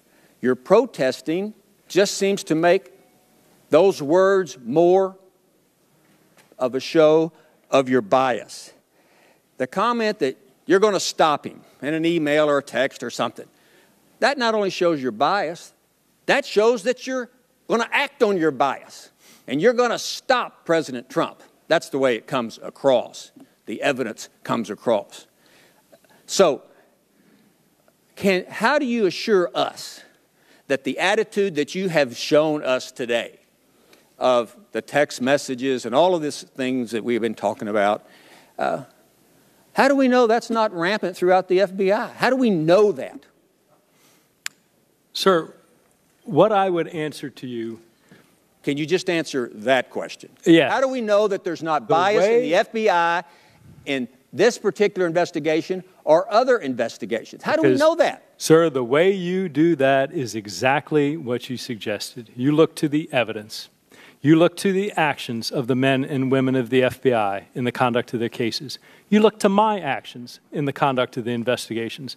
You have done, with others, a spectacular job of equating the word bias with personal political belief. And it's astounding how effective that's been. But you know full well they are not the same. The fact of bias Reclaiming my time, you'll have a chance to try to answer the other question that you're trying to answer. How do we know that the attitude that you have shown us to date, whatever you want to call it, you know, that Mr. Cohen wants to make a saint out of you. How do we know that the attitude you have today is not the same attitude of the FBI as they're investigating other cases? How do we know that? I'd ask that the witness be Time of the permitted gentleman to has answer the expired, and the gentleman may answer the question. hopefully without interruption. Sir, the way you judge that is what I said. You look at the evidence. You look at the acts. What FBI agents and analysts and everybody else do. You look at what I did. You look at what the Inspector General concluded, not only me, but all the agents and assistant directors and EADs and DDs and everybody involved in the investigation, and you see that the evidence unequivocally is there is no act of bias. So this false assertion that you're making that political personal belief must equal bias, that somehow we've merged those two words together in the dictionary, is one of the triumphs of what's been going on recently that I cannot disagree with more. A judge asks jurors, are you able to set aside your personal opinions and render a judgment based on the facts? Sir, you know that based on your extensive experience. What I am telling you is that I and the other men and women of the FBI every day take our personal beliefs and set those aside in vigorous pursuit of the truth wherever it lies, whatever it is. And I don't believe you. Time I'll of the yield gentleman back. has expired. The chair now recognizes the gentleman from Florida, Mr. Deutsch, for 5 minutes. I thank the chairman. Let's be clear about what's going on here. We understand that President Trump doesn't like this investigation. We understand that. That's clear. But what we've seen in this joint committee and in the Judiciary Committee meeting just a couple weeks back, with members of the House demeaning themselves by asserting that the Deputy Attorney General sat there under oath and lied. Today, repeated assertions that Mr. Strzok is sitting before us under oath, lying to us. The efforts to impugn the credibility not just of Mr. Strzok, but of the entire FBI. It's shameful, truly shameful. The depths to which some of my colleagues have plummeted in order to advance a narrative to support the president's opposition to an investigation which is an investigation, as Mr. Strzok pointed out, and as too many of us seem to have forgotten, is an investigation into the Russians' efforts to destabilize the democracy of the United States of America. I wish that the attacks that have been leveled against Mr. Strzok, the attacks on Rod Rosenstein, the attacks on our FBI director, I wish there was even a slight degree of that same fervor directed against what the Russians did in 2016 so that we could get to the bottom of that and anticipate what they're trying to do this November and in 2020. Now, Mr. Strzok, this is the Inspector General's report. The number one finding in this Inspector General's report is that the FBI should not discuss ongoing criminal investigations. That's what the IG said Director Comey did wrong. The IG said he shouldn't have done it. The IG went into great detail about the long-standing practice and the reasons for that practice to protect the integrity of ongoing criminal investigations. In this case, the investigation that I just referred to, a direct attack by a foreign adversary. But listening to my Republican colleagues, it's almost as if they never read this report. Like you never bothered to pick it up. Or worse, you read it, you understand it, but you don't care. You're asking Mr. Strzok to do exactly what the Inspector General said not to do. Exactly. Mr. Strzok, if you answer these questions that you've been asked about this investigation, are you concerned that the Inspector General could investigate you and issue a report just like this one that says that you should never have done that? Certainly that's possible. I'd be more worried about the impact on the ongoing investigation. I understand. It's a ridiculous position to put you in. The Inspector General explained in this nearly 600-page report that the mistake Director Comey made was discussing the ongoing steps the FBI was taking in the Hillary Clinton investigation. Here's what we've heard today. We heard it from the chairman. We heard it from my colleagues. You've got two choices. You can ignore the FBI's policy that has been put in place to protect these investigations. I'm going to let you talk about that in a second. And answer the questions, in which case maybe you trigger an IG report. Or you don't answer those questions and maybe we hold you in contempt. Now, can you just, again, since this has been a really long day, can you explain why it's important not to interfere with ongoing criminal matters? Well, there are a variety, and I'm sure I won't come up with all the reasons, but the first is we do a lot of investigations where we never charge anybody, and it's simply not fair to, given the investigative power we have, to do something that would unnecessarily tarnish them or their image. Two, in the cases where we are investigating, talking about it is going to screw up a bunch of things you might want to do investigatively, talking to witnesses, talking to the subject.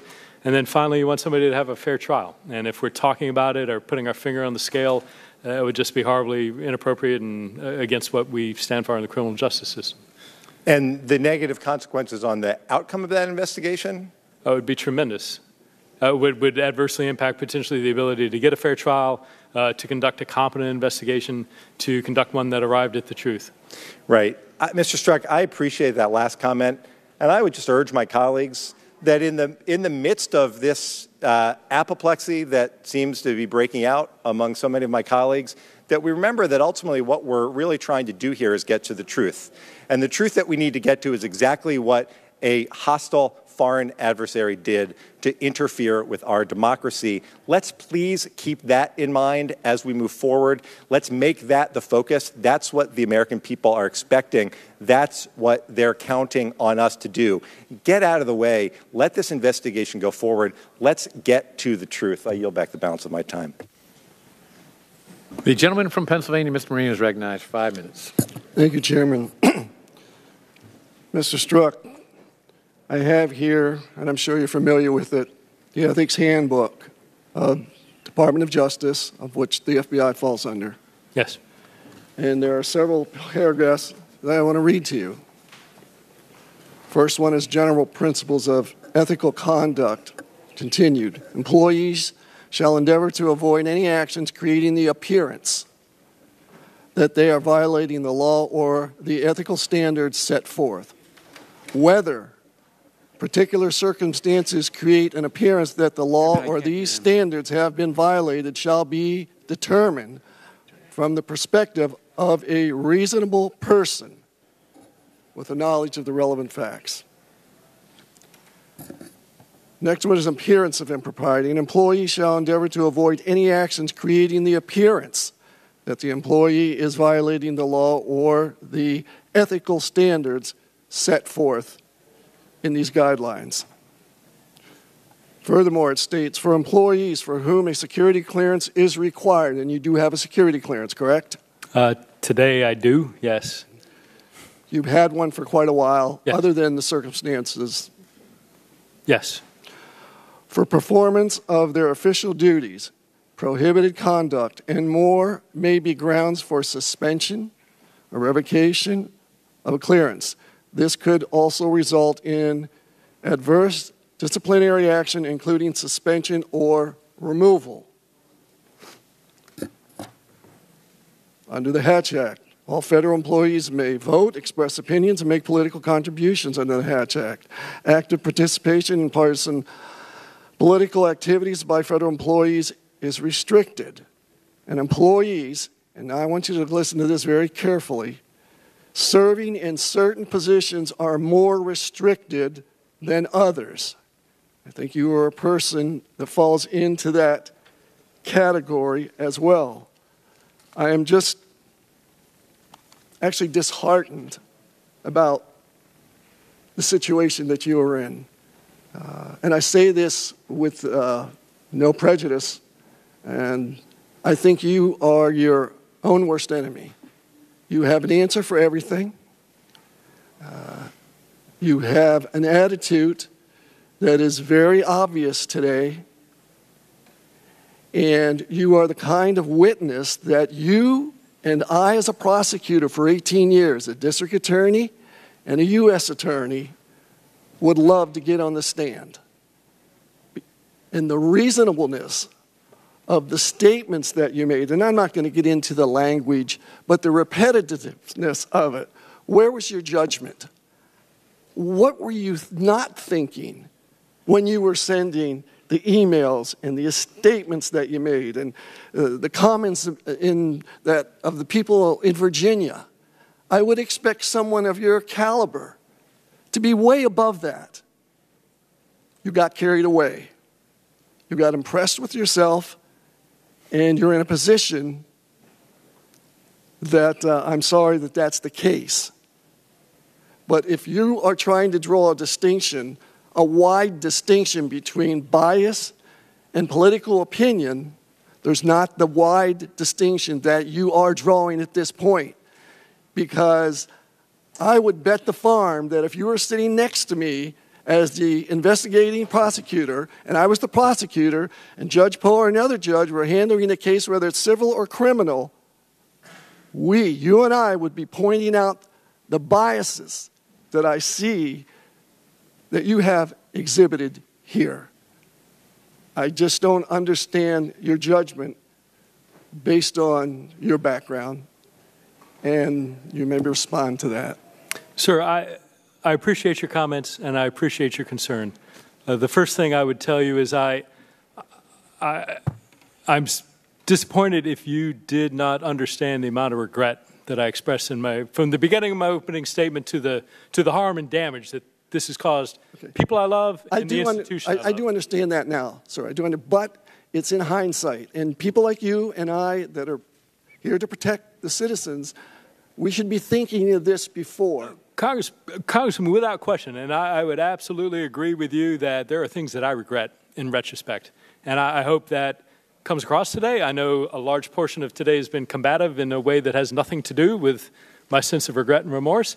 I would draw, since you brought up the ethics manual, I would note in that manual, in further restricted employees, every FBI employee, many DOJ employees, other members of the intelligence community are restricted. But within that category, if you read that manual, citing the Hatch Act, it says, except for where otherwise prohibited, and that has to do with activities coordinating with a political party, employees may not only have political opinions, but they are encouraged to express them privately and publicly. Yeah. So, sir, well, I don't draw any disagreement with you about bias where it occurs. What I disagree with you and so many people today is that political belief does not equate to bias, and we always have to go to the evidence. If you can demonstrate evidence of acts of bias, well, then bias is there. But in the absence of any, and truly, the Inspector General, this committee, any number of other people have looked and looked and looked, and not a single act tells me it didn't occur, because really competent people have looked for it. And so beyond me telling you under oath that I know it didn't happen, what's important to realize is it's not just me. It's this entirety of folks looking at it. It is the entirety of structure of the FBI who is built not to do those things and not to allow it in others. The time of the gentleman has expired.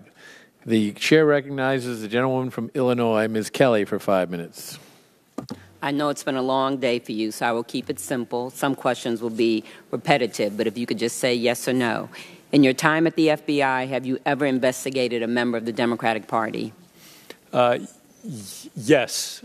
Did any of those investigations result in an indictment? No, not to my recollection. Have you ever investigated anyone that identifies as independent or unaffiliated with either of the two major political parties? Ma'am, I don't know. So you don't know if any of those resulted in... Well, I don't know that. I know when I'm thinking of the Democratic Party, clearly Secretary Clinton was part of who we looked at, and she was very clearly part of the Democratic Party. I don't tend to, beyond that, I'm not a public corruption agent, and political affiliation is not something we looked at. But in your assessment, would your work history suggest a bias by you toward any one political party? No, not at all. You investigated, as you said, Secretary Clinton for use of private emails. Yes. She is a member of the Democratic Party. Yes. We know you have investigated a Republican, provided your participation in the ongoing Mueller investigation. And we know that that investigation has led to an indictment. In fact, it has led to 19 indictments, 5 guilty pleas, and a host of charges filed against former campaign and White House advisors to President Trump, as well as Russian nationals and companies. So is it fair to say that you have investigated and indicted individuals from the political spectrum? Or you may not even be aware of them? Yes, ma'am. We don't look at that, so I don't know, but it's a fair assumption. There have been news reports that President Trump's advisors, Ivanka Trump, Jared Kushner, Stephen Miller, and former White House official Stephen Bannon, Reince Priebus, and Gary Cohn all used private email to conduct official business. President Trump is a Republican, correct? Yes. So these individuals were our key staffers for a Republican president, correct? Yes. These individuals serve or served as senior advisors to the president, White House chief strategist, White House chief of staff, and director of the National Economic Council. It is safe to say that individuals in such high-ranking positions are exposed to sensitive, perhaps top-secret materials. Yes. To your knowledge, has the FBI opened investigations against their use of private emails for official White House business? I'm going to answer that. I can't answer that based on if they were ongoing. It would be inappropriate for me to talk about them. Okay. I would like to note that neither the House Judiciary Committee nor the House Oversight and Government Reform Committee have open hearings on that issue. And several of those individuals named continue to advise the President of the United States and receive a paycheck paid by our tax dollars. Also, I'd like to say when constituents call my office, they are Dems, they are Republicans, they're independents, and they're not involved like all of us. And if you ask them, I am sure that they would say they receive top-notch service from my office, and I have my biases like everybody else, like we've talked about. And listening to the conversation today, I have to wonder about some of my Republican colleagues, not everybody, but since you apparently think that biases prevent people from doing their best job, it makes me wonder what happens when Democrats call your office. Do you not give them the same service as you give your Republican constituents? Because that's what you keep implying over and over and over and over. I yield back. The chair recognizes the gentleman from South Carolina, Mr. Sanford, for 5 minutes. I appreciate it, Chairman, and if I might, I'm going to yield my time to my colleague from Ohio. Oh, my. Thank the gentleman for yielding. Agent Strzok, I want to go back to this email you sent on January 10th regarding the BuzzFeed pending publishing of the dossier. You have that in front of you again? I do. Okay, my last round of questioning. You said you spoke with Bruce Orr several times in the 2016-2017 time period. Is that accurate? That's correct. Okay.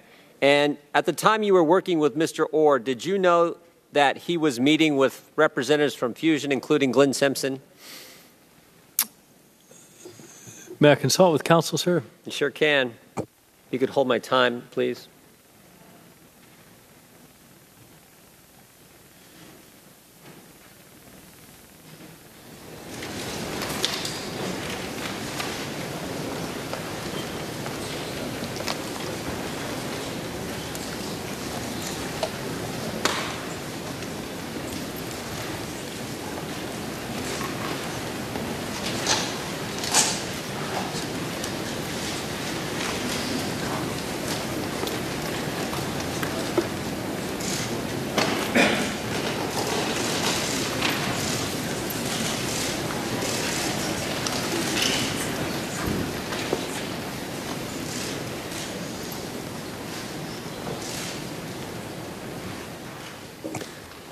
Sir, again, I would like to answer your question, and it's a short and easily answerable question, but at the direction of the FBI, I cannot discuss the content of the operational matters that I discussed with Mr. Orr. I appreciate that, Agent Strzok. At the time you were meeting with Bruce Orr, did you know that his wife, Nellie, worked for Fusion? Again, I believe the same answer. Stand by, sir, again, please. I'm sorry about the time.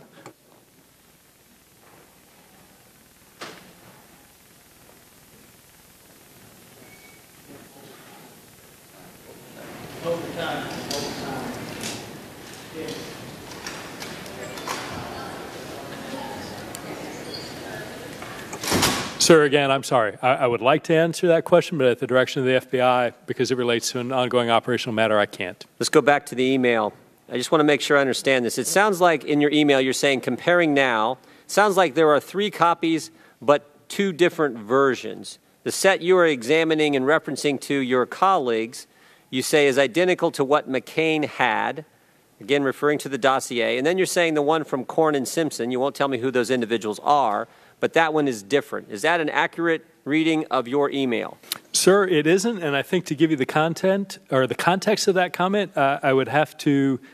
I have to tell you, sir, this is more frustrating for me than it is for you.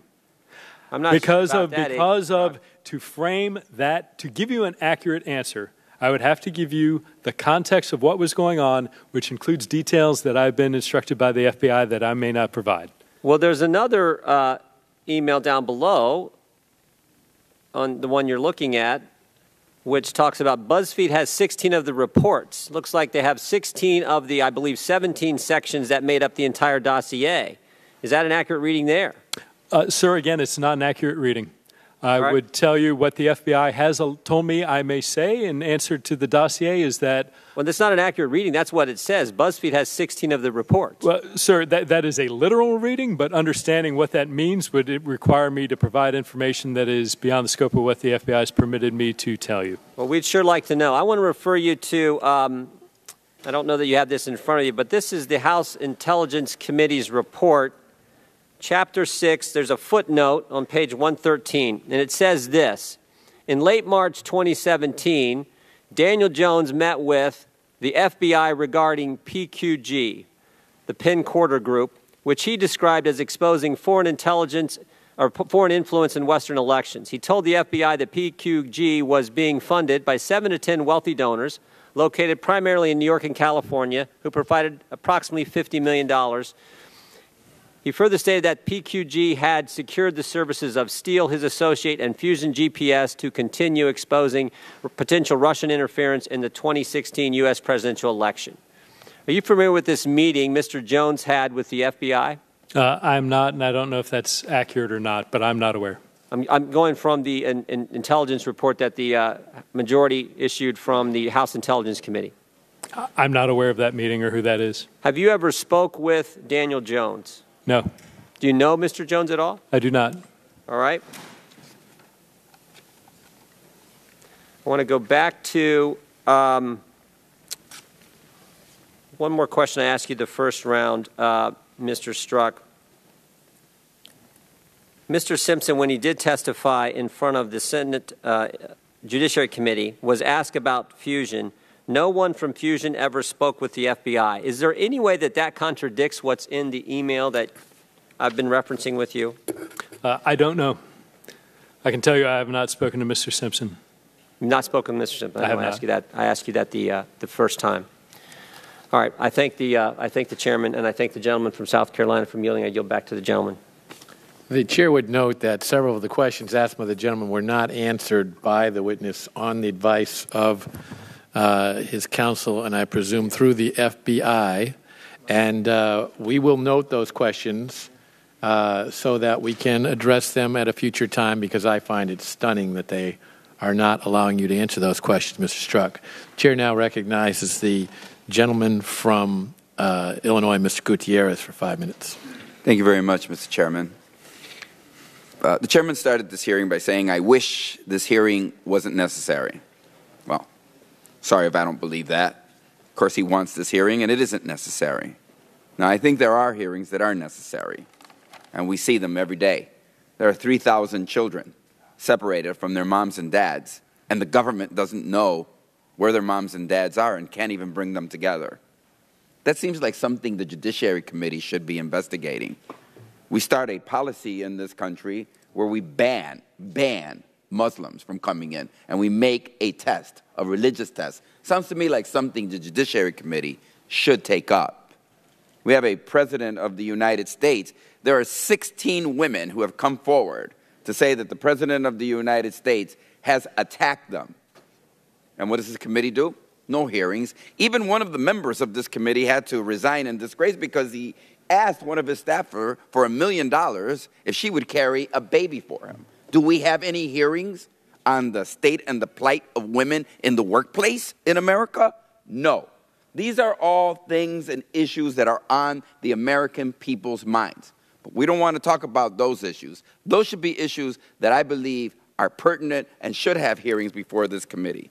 But what we want to have hearings is to bring Mr. Strzok here so that we can regurgitate and continue to say that he is lying and that he is biased, and somehow he corrupted the investigation to the point that we can't believe Mr. Mueller, that we can't believe Mr. Rosenstein, that we can't believe the new FBI director who was appointed by the current president of the United States, and that we should abandon.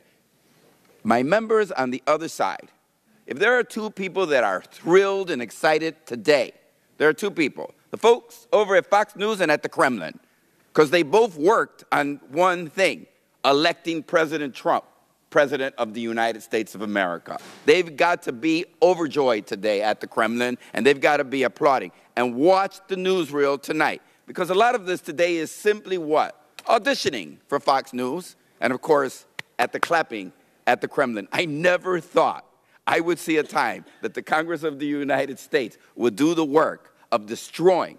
Because what do we know? We know very clearly that our men and women of the intelligence community have unanimously stated, and this is unrefutable, that the Russians work to undermine our democracy and to elect Donald Trump President of the United States. And that is something that's irrefutable. You can say what you want about Mr. Strzok, that's irrefutable. And yet we do not investigate that. How can we have such an attack on our democracy and we don't investigate? But we want to investigate Mr. Strzok. So I want to ask you, Mr. Strzok, because they've kept saying you have this bias. When did you learn, and how did you learn about the investigation into the possible collusion between the Donald Trump campaign and Russian influence in our 2016 election? Sir, I'm limited to what Director Comey was authorized to say by the Department of Justice, but in late July. So in late July. And when did the public learn about the investigation into Russian collusion and Donald Trump's investigation? I don't remember a specific date, but it was well into the following year. It was after the election? Yes, sir. So what we're to believe from our Republican majority, that you're so biased, you're such a Democrat that you can't hold back from trying to destroy Donald Trump, yet you never told anybody that there was an investigation into Donald Trump's campaign and collusion with the Russians? You never told anybody about that? No, sir. You never talked to a reporter about that? Never. But you had it in your hands. Well, maybe you didn't because, you know, in America, you could do almost anything. But you did have almost a magical bullet in your hand to derail the Donald Trump investigation. And did you use it? No, sir. No, you didn't, right? Are there Republicans that work at the FBI? Because it makes it sound like you're all Democrats. I never heard that before, but are there Republicans? Yes, sir. Okay. What would be interesting here is, since you like to cherry pick the Democrats that given money, the FBI agents that give money to Democrats, why don't you reveal the Republican members of the FBI that give money to Republicans? Why don't you reveal the Republican members of the FBI that are in and state very clearly when they apply for a voter registration, they apply as Republicans? They don't. Because that's not what this is about. What this is about is for the American public, Mr. Strzok. It's really not about you. They want to damage and destroy our democracy. And one of the ways they do it is by taking an institution like the FBI and destroying it. And that, I think, is really regrettable. Okay, Kremlin, another good day for you. You influenced the election. You wanted Donald Trump to win. You won that one. And now you want to destroy our institutions. Congratulations, Kremlin. And congratulations to everybody that's helping them. Gentleman from Illinois yields back. The gentleman from Tennessee, Dr. Desjardins, is recognized. Thank you, Mr. Chairman. And I just have a couple of questions for you, Mr. Strzok, and I'd like to yield the balance of my time to Chairman Gowdy. But in light of the last round of questioning, it's fair to say that you wanted to stop President Trump from being elected, in your own words, didn't you? No, sir. That was my expression that I had a preference not for candidate Trump to be president, but that I did not and would not. Did I not hear you read your own text correctly, that you would stop him? You would stop it? No, sir, you misunderstood or misheard me. I said that my sense, not recalling writing that text, was that the American populace wouldn't elect you. You don't president. like Donald Trump, do you? Fair to say I'm not a fan, sir. Yeah. And were you the only one who could have done the job you're doing, or were you the only one that could have led this investigation in the FBI? Sir, it was logical, and given that I was number 2 in counterintelligence, that I would have a role in this investigation. But no, there are very qualified folks in the FBI. DADs, there are not that many at my level. So, in retrospect, then, should you have recused yourself in this case? Absolutely not, sir. You don't like this man. You didn't want him to become president. You had several very disparaging text messages with your friend about this, but yet you didn't once think that maybe somebody else should take this case. No, sir, and I'll tell you what, there are times where I didn't particularly care for Secretary Clinton, and I investigated that absolutely as objectively and aggressively as I did any other investigation. So, no, I don't think recusal was at all merited. Okay. Well, that's the one thing I've struggled with here today, listening to your testimony, because I do think a man in your position and power and the respect you should have, or that people should have for you because of your position in the FBI, that you would have stopped to think that maybe there was somebody that could do a better job that didn't have such disdain for this president. You claim to be such a patriot, but once he was elected, you continued to do this. And I think that you have to accept that elections have consequences. But I'll yield the balance of my time to our chairman. The gentleman yields. Agent Strzok, now I'm confused because I thought on that August 8, 2016 text that you did not recall typing it. And then you said that you recalled it was late at night, and that somehow mitigated the content of what you typed. So do you recall it, or was it late at night? And what else do you recall about the timing of that? Mr. Chairman, I think my recollection and statements have been consistent across the board. I don't remember typing it. It was late at night. My sense was I can tell you what it was not. It was not a suggestion that I or the FBI take any action. Well, I'll tell you what, instead of us musing about what you meant, why don't we just go with what you said? Okay. So I would actually rather go with what I did. But well, that is, at the end of the day, that is. We'll get to that. We'll get to that in a second, I promise you. No, he's not. We'll stop it. And I think you've agreed that it was his candidacy, right?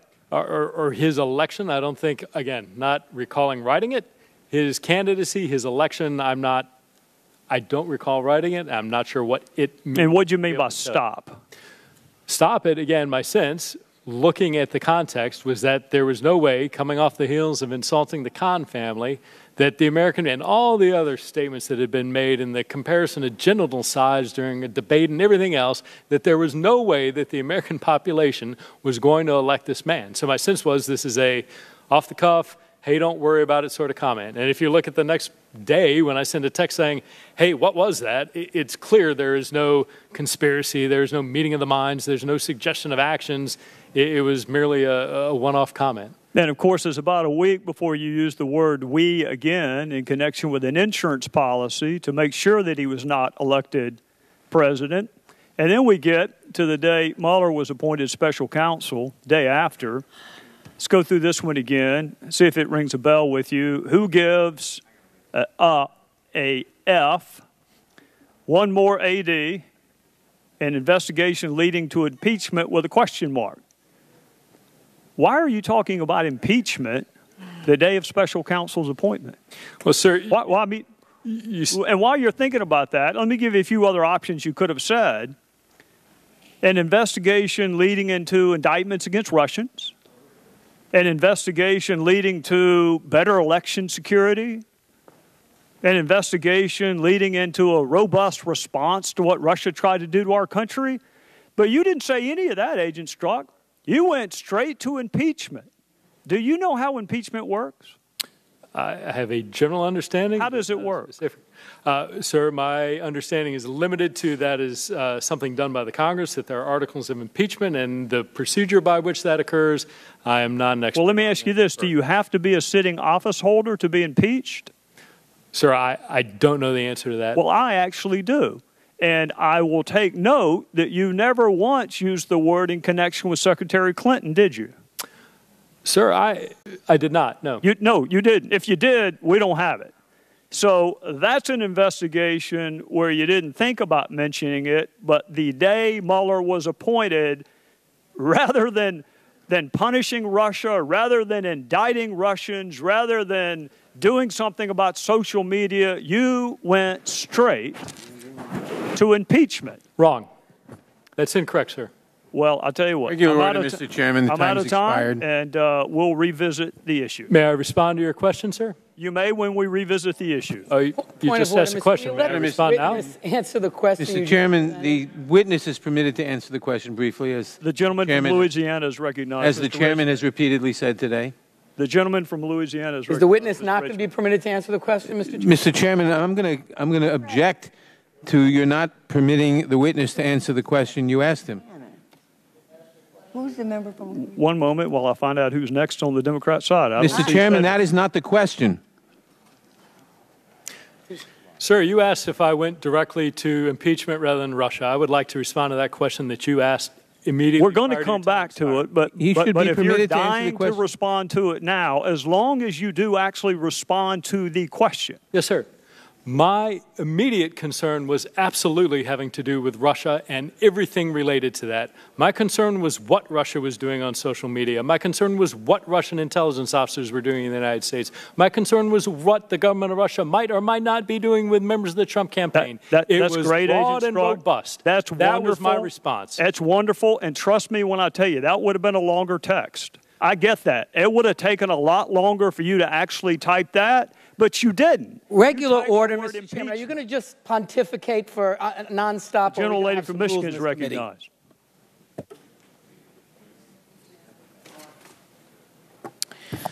Thank you. Mr.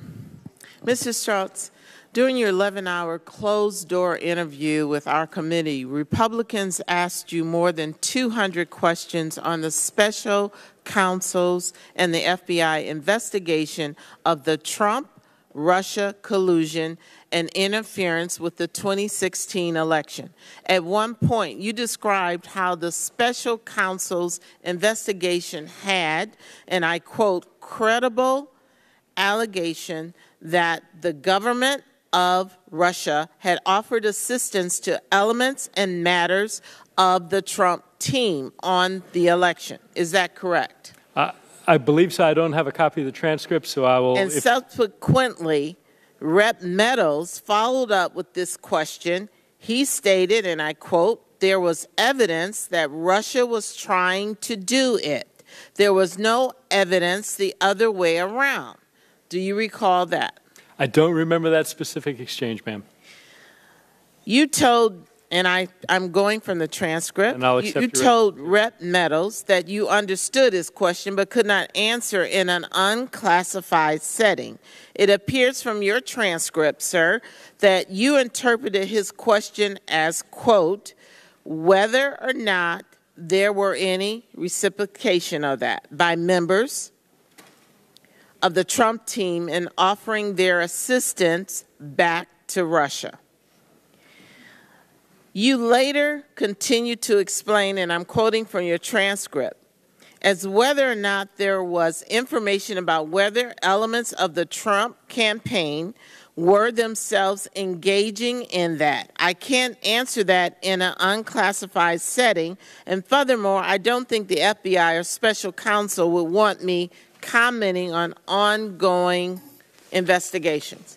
So just to be clear, the question of whether the Trump campaign was trying to collude with Russia calls for a classified response and a response that would involve information that's part of an ongoing investigation. Is that right? Yes. Thank you.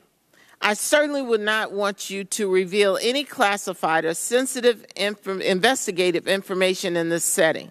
We have repeatedly gone back and forth with that, and I don't understand why we have to repeat things repeatedly to such an intelligent group of people. Back in March, Chairman Gowdy stated on national TV, and I quote, And if you believe, as we have found, that there's no evidence to collusion, you should want Special Counsel Mueller to take all the time and have all the independence he needs to do his job. Chairman Gowdy also stated, and I quote, "When you're innocent, if the allegations of collusions with the Russians, there's no evidence of that, you are not innocent of that. Act like it." If President Trump and his allies want us to believe that there's no collusion with Russia, and that's what this is about, I would suggest that they take Chairman Gowdy's recommendation and begin acting like it. And I yield back my time. The gentlelady yields back. The gentleman from Idaho is recognized. Thank you, Mr. Chairman. In your opening testimony today, you stated that, quote, "Not once did my personal bias interfere with my judgment. There's no evidence of bias in my professional actions." Close quote. Okay, let's explore that statement for a second. Can you please define, because I'm really confused, can you define, what's your definition of bias? I think, sir, bias depends on the context in which you're talking about. With regard to political opinion, that is allowing your beliefs to get in the way of the honest, independent pursuit of facts. So allowing your own beliefs to get in the way of your actions. Of your honest, right, of your honest, okay. Of the honest, open pursuit. Please give me an example of a situation when bias would interfere with your aspect, your professional judgment. It's difficult to answer a hypothetical. I'm not going to interview a witness. I am going to destroy evidence. I am going to prevent somebody from taking an investigative step. I'm not, it's a difficult hypothetical. Has there ever been a time when your professional actions or you believe that you had bias, that you needed to move on from an investigation at any time? No. No. Has there been a time in your career that you recused yourself from a professional action? No. Okay. So you'll be surprised, but I actually believe that the Russians tried to destabilize our economy, our way of life, our government. I think they have been doing it for a long time. I'm curious if this is the first time that Russia tried to interfere with an American election. I'm aware of times where they, going back to the 60s and 70s, where they planted evidence, where they were seeking to introduce items of information that were false in newspapers. I'm not aware of any direct outreach to members of a presidential, either the candidate or his immediate team. Did they attempt to interfere in the 2012 elections? I certainly did, yes. Yeah. So do you recall when President Obama telling Russian President Medvedev that he would have more flexibility to negotiate on issues like missile defense after the 2012 election? I don't remember that, sir, no. He said that in a hot mic. Why wasn't that investigated? Sir, because one, there were no allegations to my knowledge. Again, I was not in the position. This is the President of the United States telling the Russian president that he was going to have more flexibility and he was going to do certain things.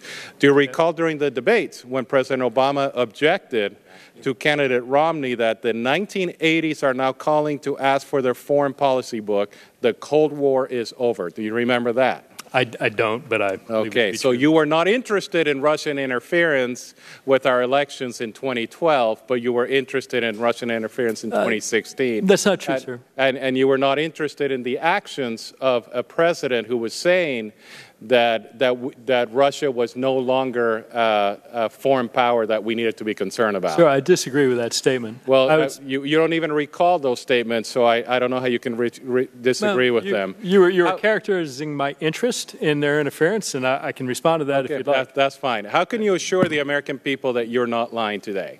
Because one, as I said before, I'm doing it under oath. I'm telling you, having spent 26 years putting on a gun, putting my life at risk for this country, I am not lying to you right now. So you're doing More it than under that, sir, oath. if you don't want to take my word for it, No, that's fine.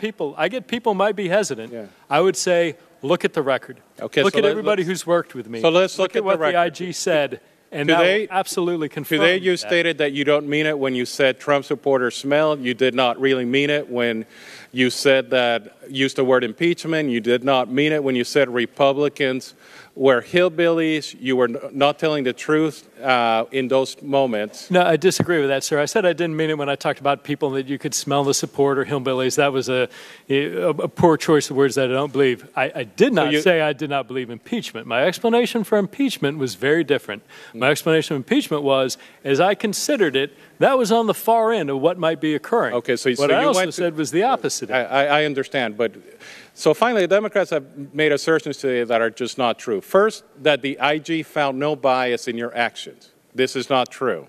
The AG said, quote, "We were deeply troubled by text messages sent by Strzok and Page that potentially indicated or created the appearance that investigative decisions were impacted by bias or improper consideration." Right, and read what you just said, sir. Potentially create the appearance. That says nothing about an act of bias. It is a hedged three-adjective description about something which I can tell you doesn't exist.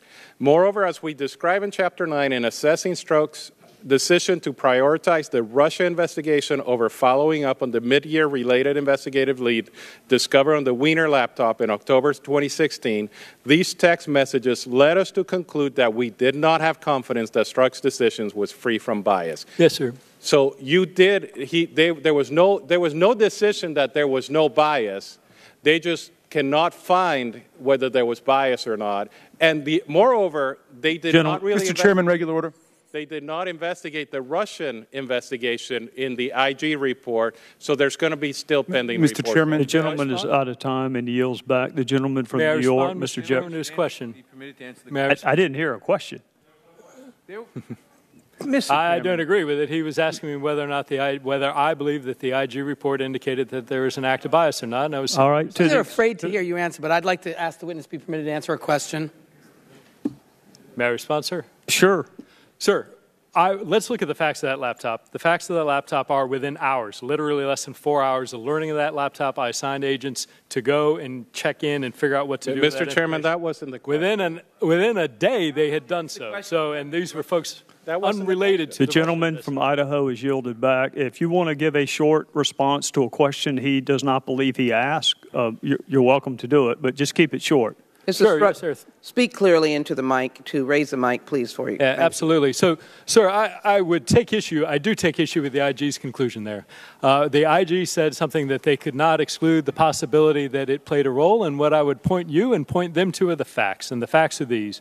Within hours of learning of the Wiener laptop, I assigned very seasoned supervisory agents and subordinate agents and analysts to follow up on that. And within a day of getting that information, they had gotten in touch with New York, determined that New York had not completed the processing, and that they were going to get back together when that occurred. So the notion that anything was backburnered is belied by the facts that literally within 24 hours of learning of that information, I had assigned people who, by the way, had nothing to do with the Russia investigations to follow up on the matter. All right, you've been given a chance to answer. The gentleman from New York is recognized.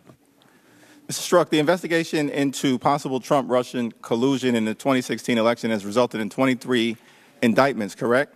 I don't know the number, but it's sizable. It's resulted in 18 individuals who have been indicted, true?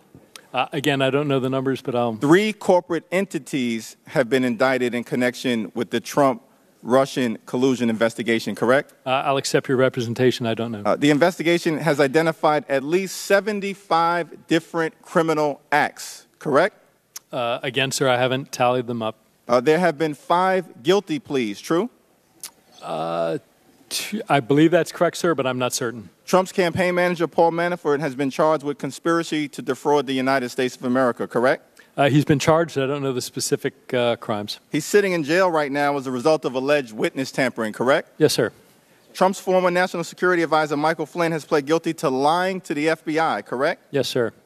Trump's deputy campaign manager, Rick Gates, has been indicted for conspiracy to defraud the United States, correct? Sir, he's been indicted. I don't know the charges. George Papadopoulos, a former Trump campaign national security advisor, has pled guilty to lying to federal investigators about his contacts with Russian spies during the campaign, true? Certainly with Russians. I don't know how to characterize those Russians. Okay, now the FBI publicly disclosed information about the Hillary Clinton email investigation 11 days prior to the election in 2016, true? Yes, sir, I believe that's right. But the FBI maintained confidentiality about the Trump-Russia criminal investigation during the entire duration of the Trump presidential campaign, correct? Yes, sir. So if you really wanted to stop Donald Trump from becoming president, you could have revealed the criminal investigation into the Trump campaign to the American people prior to the election. True? Yes, sir. Mr. Strzok, you are before this committee for one reason: to serve as a monumental distraction. There is a criminal investigation into the Trump campaign and possible crimes related to the 2016 presidential election involving collusion with Russian spies to sell out our democracy and hijack the presidency. My colleagues in the cover-up caucus don't like that criminal investigation, and therefore they need to identify a villain. Mr. Strzok, tag, you're it. Here's what's so ironic about that characterization. Vladimir Putin is a thug and a dictator who hijacked and interfered and attacked our democracy. But apparently, he doesn't meet the Republican villain test. Our so-called commander-in-chief continues to play footsie with him. Kim Jong-un murders his people and has threatened nuclear annihilation against American cities. But apparently, he doesn't meet the Republican villain test. The administration continues to engage in fake negotiations with him. David Duke and neo-Nazis, apparently for some, don't meet the Republican villain test. Oh, that's right, I forgot. There are fine people on both sides. Roy Moore, an alleged serial pedophile, apparently doesn't meet the Republican villain test. He was the nominee of your party for a seat in the United States Senate.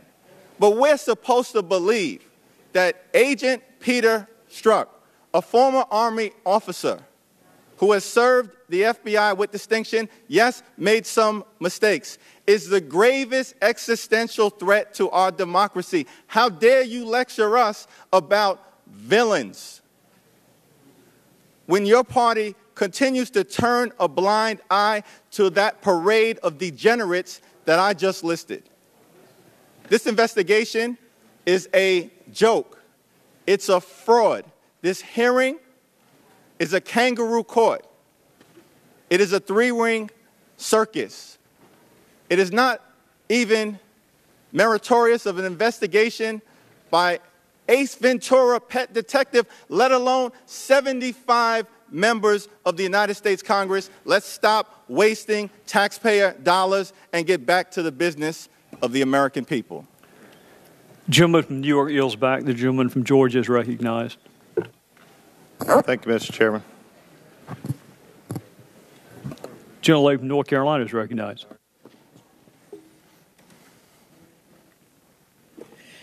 Thank you, Mr. Chairman. I would like to yield my time to you.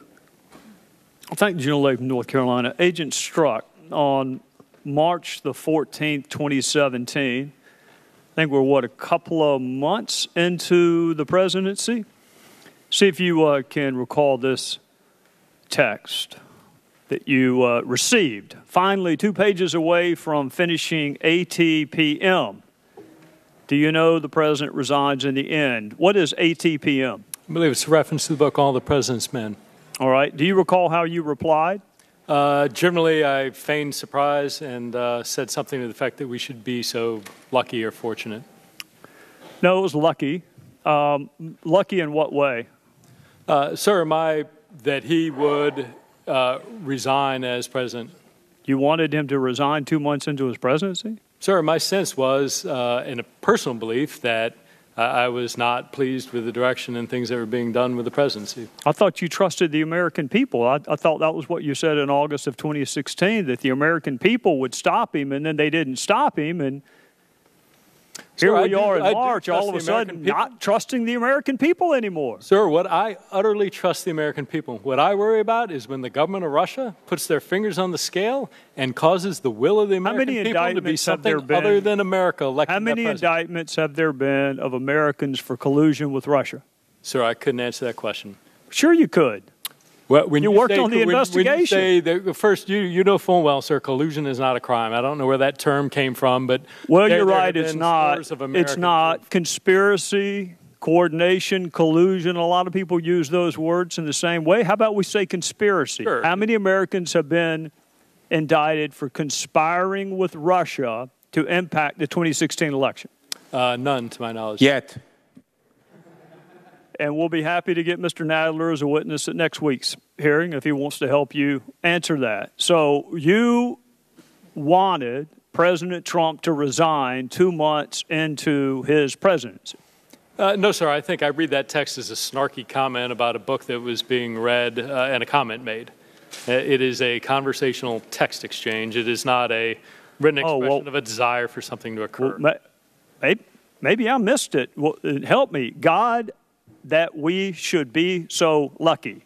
Yes, sir, and I think you would accept as a very intelligent, sophisticated man that people frequently speak when they're texting or in conversation. You'll say things that are hyperbole or exaggerations or not literal because that's just the nature of the way usually, Agent Strzok, not when I was supposed to be dispassionately, neutrally investigating someone. I actually did not, but let's go. Let's go. We've already passed the who gives a F. One more AD versus an investigation leading to impeachment. And I think we've already established that there is a school of thought that you can be impeached even if you're not a current office holder. You can be barred from holding office in the future, but you did not engage in any impeachment analysis in your other 2016 investigation with Secretary Clinton. You saved all of that for candidate Trump. So I want to go to another text. You and I both know the odds are nothing. If I thought it was likely, I'd be there, no question. Now, this is the day after Mueller was appointed. When you said be there, are you talking about on his team? Yes, sir. I hesitate in part because of my gut sense and concern. There's no big there. So in addition to disappointing the hell out of my Democrat colleagues, that someone who was investigating Russian collusion didn't think there was any there, why would you be concerned? Why would you not be ecstatic that there was no collusion? Why the word concern? Sir, I don't know what I meant. Concern to me seems like there is a lot going on and a lot presumptive that there may be something like impeachment. But, sir, you got to pick. Which one do you want? I'm either convinced that there's impeachment, or I'm convinced what you just read, that there's no there. And the reality, sir, if you look at it, is the fact that I was looking at this with an open mind and saying, I don't know what there is. Agent Strzok, of all the universe of options, that's not the one I picked. But of all the universe of options, you looking at something with an open mind is not the one I picked. But that's the obvious one to conclude from that email. I'll tell you the one that I picked. The one I picked, and it breaks my heart to say this about an agent for an agency that I have tremendous respect for. You as a counterintelligence officer had no interest in participating in a counterintelligence investigation that was not going to lead to impeachment. No, sir. That's how I read it. Mr. If Chairman, I thought it was likely, I'd be there, no question. You are assuming someone else's position. Chairman, you're coming to conclusions on someone else's viewpoints in the hearing. Allow the witness to respond. I'm pretty sure it's my time and the gentlelady's not recognized. I hesitate in part because of my gut sense and concern. There's no big there. Sir, may I What respond? were you concerned wasn't there? Sir, my concern was not knowing, given these allegations, what existed.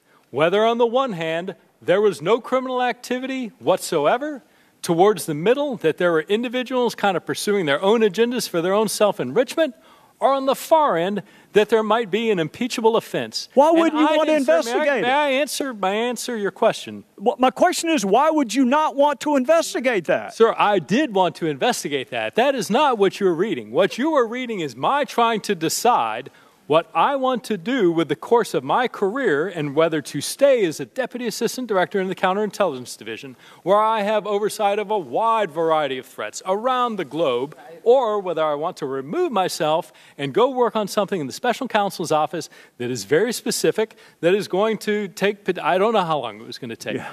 Well, you're now, leaving, so, sir, but what to your point? You're leaving out one really important word, Agent Strzok, impeachment. That was in all of your text. Regular order. It's now a minute and a half over. Does it, Mr. Sir, Chairman, if we made that one on and on and on as long as the quicker I can go. Well, point of order. I would take one big word of impeachment and add 4 big words of no big there. And the reality is, you know full well I said both, and you know why I said both. Why I did that, and what I'm telling you under oath, is that I did not know what existed. I had prejudged nothing.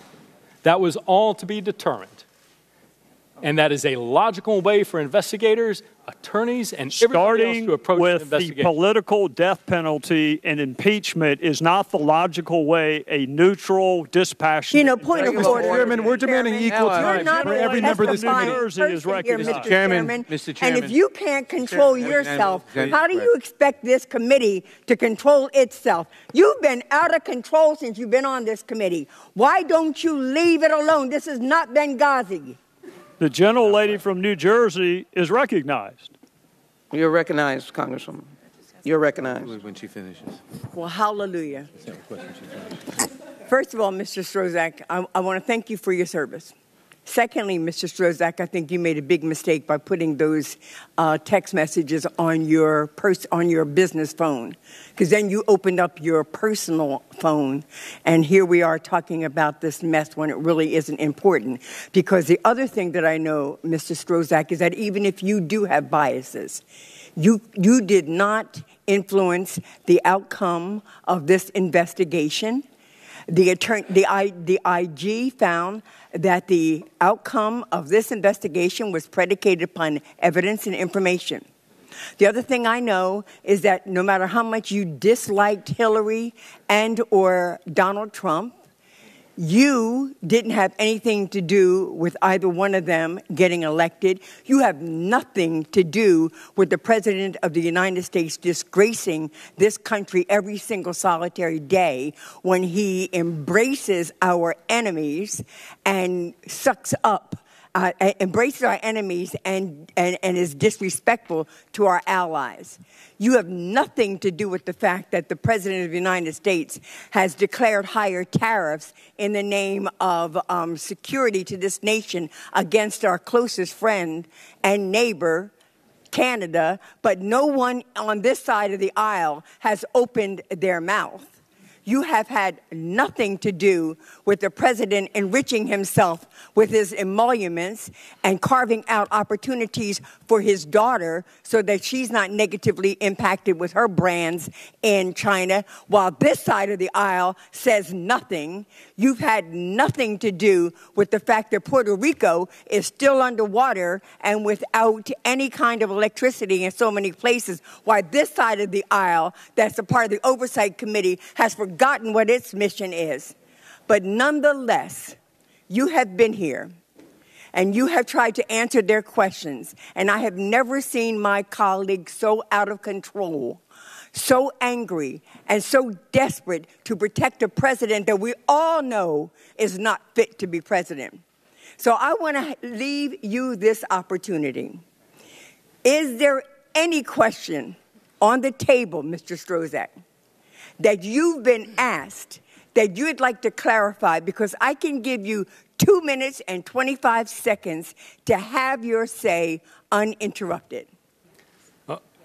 Congresswoman, I deeply appreciate that time. I do want, everybody's watching this and making up their own mind. And what I would tell you is, one, I'm sitting here telling you the truth. And two, independent of me, I cannot express to you my love of the FBI enough. The men and women who make up that workforce, their ethics, their integrity are unmatched anywhere in the world. And I think that's important, one, because it is who we are. Two, that none of them would accept any of the behaviors that are being alleged any more than I would accept it in him. And 3, this entire exercise comes at a cost. We are doing things that are going to, in the future, tear down the underpinnings of what represent law and order in this country. And there is not a robust, thick wall there. I think people don't appreciate how tenuous the balance of the rule of law versus chaos is. And when we, as a people, engage in activity where we take institutions wholesale, whether it's the FBI or the U.S. intelligence community, and compare them to Nazis, we destroy things that, one, we may not see for years and years and years, and once we break those down, the amount of time it takes to fix is going to be tenfold. And I cannot stress enough that I ask all of you to take deeply your responsibility to maintain our system of government. Thank you, Mr. Strzok. I just need to say in closing, if anybody should be pissed at the FBI because you all helped this unfit man become president of the United States by not revealing to the people that he was under investigation in his campaign, it should be me. They should be applauding you, kissing you, and giving you all awards. Because but for you, we would have had a legitimate president elected. I yield back my time. Gentleman from New York is recognized for unanimous consent. Mr. Chairman, as you are aware, under House rules, minority members have the right to demand a day of hearings to allow witnesses to testify on the subject of today's hearing. As you also know, during the course of today's hearing, the majority opposed Representative Swalwell's motion to subpoena Steve Bannon for testimony. On behalf of the minority members of both the Judiciary and Government Reform Committees, I am delivering a letter to Chairman Goodlatte and Chairman Gowdy, formally invoking our right to call a minority day of hearings so that Steve Bannon may testify, and I ask unanimous consent to insert a copy of that letter into the hearing record. Without objection. The Thank gentleman you. from Georgia is recognized. Thank you, Mr. Chairman. Mr. Strzok, I appreciate you being here. Thank you, and I will assure you I take this very seriously. But also, I want to, as you go in and look in, there's been a lot of talks about text. There's been a lot of talk about your bias, non-bias, your opinions, and your willingness to elaborate on that.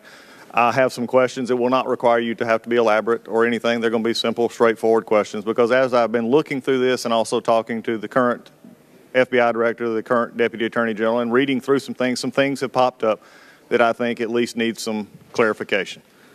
When was the last time you were subject to a polygraph? Approximately 2 or 3 years ago. 2 or 3 years ago. To your knowledge, have you ever failed a polygraph or found to be out of scope? I've never failed one. I was out of scope prior to my last polygraph. And that would have been at what time? You said 2 to 3 years ago. Could you be more specific? Sir, I think we can cut to the chase. I think there's an email that talks about people being out of scope for a polygraph, which generated my last polygraph. Oh, don't worry. We're going to be cut to the chase. Sir, it's your time, sir. So you want to go ahead and say it's January 2016 when you received a text or an email, correct? Sir, if that's the date, I'll stipulate to that. I don't have those dates. Okay, we'll take that as a stipulation. Has an examiner ever accused you of attempting to use countermeasures during a polygraph examination? Not to my recollection, no. You received your email in January, as you've stated, and you've stipulated to. Your polygraph was out of scope in January 2016. To your knowledge, how long was your polygraph out of scope? Sir, I don't know. I recall it's the penultimate, the second to last polygraph I had was when I was a supervisor at Washington Field Office, which would have occurred somewhere between 2008 and 2011. My understanding of what out of scope means for the FBI is that polygraphs have a kind of 5-year span of effectiveness or validity. We had several people we were trying to, including me, trying to get read into a particular intelligence compartment. They ran the names. Me and some others were out of scope, which happens because polygraphs are, the line for polygraphs is longer than the normal. I understand. I'm a member of the military, Mr. Strzok. I understand the lines for polygraph. I understand the delays in them. However, you happen to have a very secure job and a very one that is highly sensitive. Yep. So the question is, again, I would assume to answer your evasiveness, you did not know how long you were out of scope. Is that correct? Yes or no? That's fair, sir. I was trying to recreate it by recollection, but So yes or no, do you know how long you were out of scope? I do not. Okay. What steps were taken to bring you into scope? I went and had a polygraph. Okay. Was this after the January 16 letter that you received? It would have been afterwards, yes, sir. Okay. If you were out of scope, when was the last time you accessed classified information? Night before last, preparing for this. Okay. You currently have what classification? I have a top secret clearance with some SCI compartments. Okay. During the time that you were out of scope, did you have access to SCI? Yes, sir. Are you aware that it is FBI procedure that a failure or out-of-scope polygraph does not terminate a top secret, but however a failure of this would require you to be read out of SCI access, although you could maintain your top secret? This was a direct answer from a question that I posed and was received within the last week. Were you aware that you should have been read out of any SCI information when you're out of scope? I believe you used the word failure, which implies, in my mind, a failed poly. I am not and was not aware of the fact that an out-of-scope polygraph required a readout of SCI. Then the question, I accept that, Mr. Strzok, but I want to get back to the question. The answer came back from the FBI and Justice itself, that is the procedure. So the next question I have is, after the 2618, you did your polygraph at what time? You said you were out of scope, you were brought in by giving a polygraph. When would that have been? Again, sir, my recollection is the 2016 timeframe, but after that email, but I don't know when, within a month or two, I think. Are you also aware in the publicly stated version of the IG report that there has been some serious questions and issues concerning polygraph information and lack of polygraph procedures at the Department of Justice and FBI that was brought out by the Inspector General? I'm generally aware that there was a report, but I'm not aware of the conclusions. One of the general concerns on this is that when you're out of scope, and this is the answer coming back from the Department of Justice, you should have been read out of SCI. My concern is that during this time frame, you were involved in two very high-profile, what would have been, or at least getting ready for SCI information in which you were not read out of. This is a concern. There's nothing else from that question. I have no further questions, and I'm finished, and I yield back. I think you misstated the conclusion there, sir. I think you said that if in the event of a failure, it would require a readout, and that's not what you concluded. The gentleman from Georgia controls the time. Mr. Strzok, the time's over. Mr. Chairman, the time's up. May I respond, sir? There was no question to respond to. The answer is from the Department of Justice. I read you the answer. May I comment to what I believe is a misstatement? Briefly. Georgia. Sir, from your answer, what I took that to be is in the event of a failure, an individual should be read out. You are conflating that with a out-of-scope or failure. It is not my understanding that out-of-scope requires somebody to be read out. It may be. I'm not a security professional, but you appear to... So you're out of seat right now with an answer that was received from the Department of Justice, and that is an interesting answer that you just gave, that you may have been out of sync, and the question now becomes, is policies and procedures failed or not failed? This is a serious investigation, which I do take seriously, and if you were to have been read out, you should have been read out. That is my final answer, statement, not a question, not opposed. I yield back. The gentleman from Rhode Island, Mr. Cicilline, is recognized for 5 minutes. And Mr. Chairman, I look forward to a couple of extra minutes as each of my Republican colleagues have had. Mr. Strzok, serving on this committee and representing the state of Rhode Island has been one of the greatest honors of my life. But the conduct of this committee today has been, for me, tremendously sad, embarrassing, and really dangerous to our democracy. And I want to apologize to you for the way you've been treated by this committee. And for the American people who are watching, you ought not wonder why they've lost confidence in Congress and are sick of the kind of circus that they saw being conducted in this room today.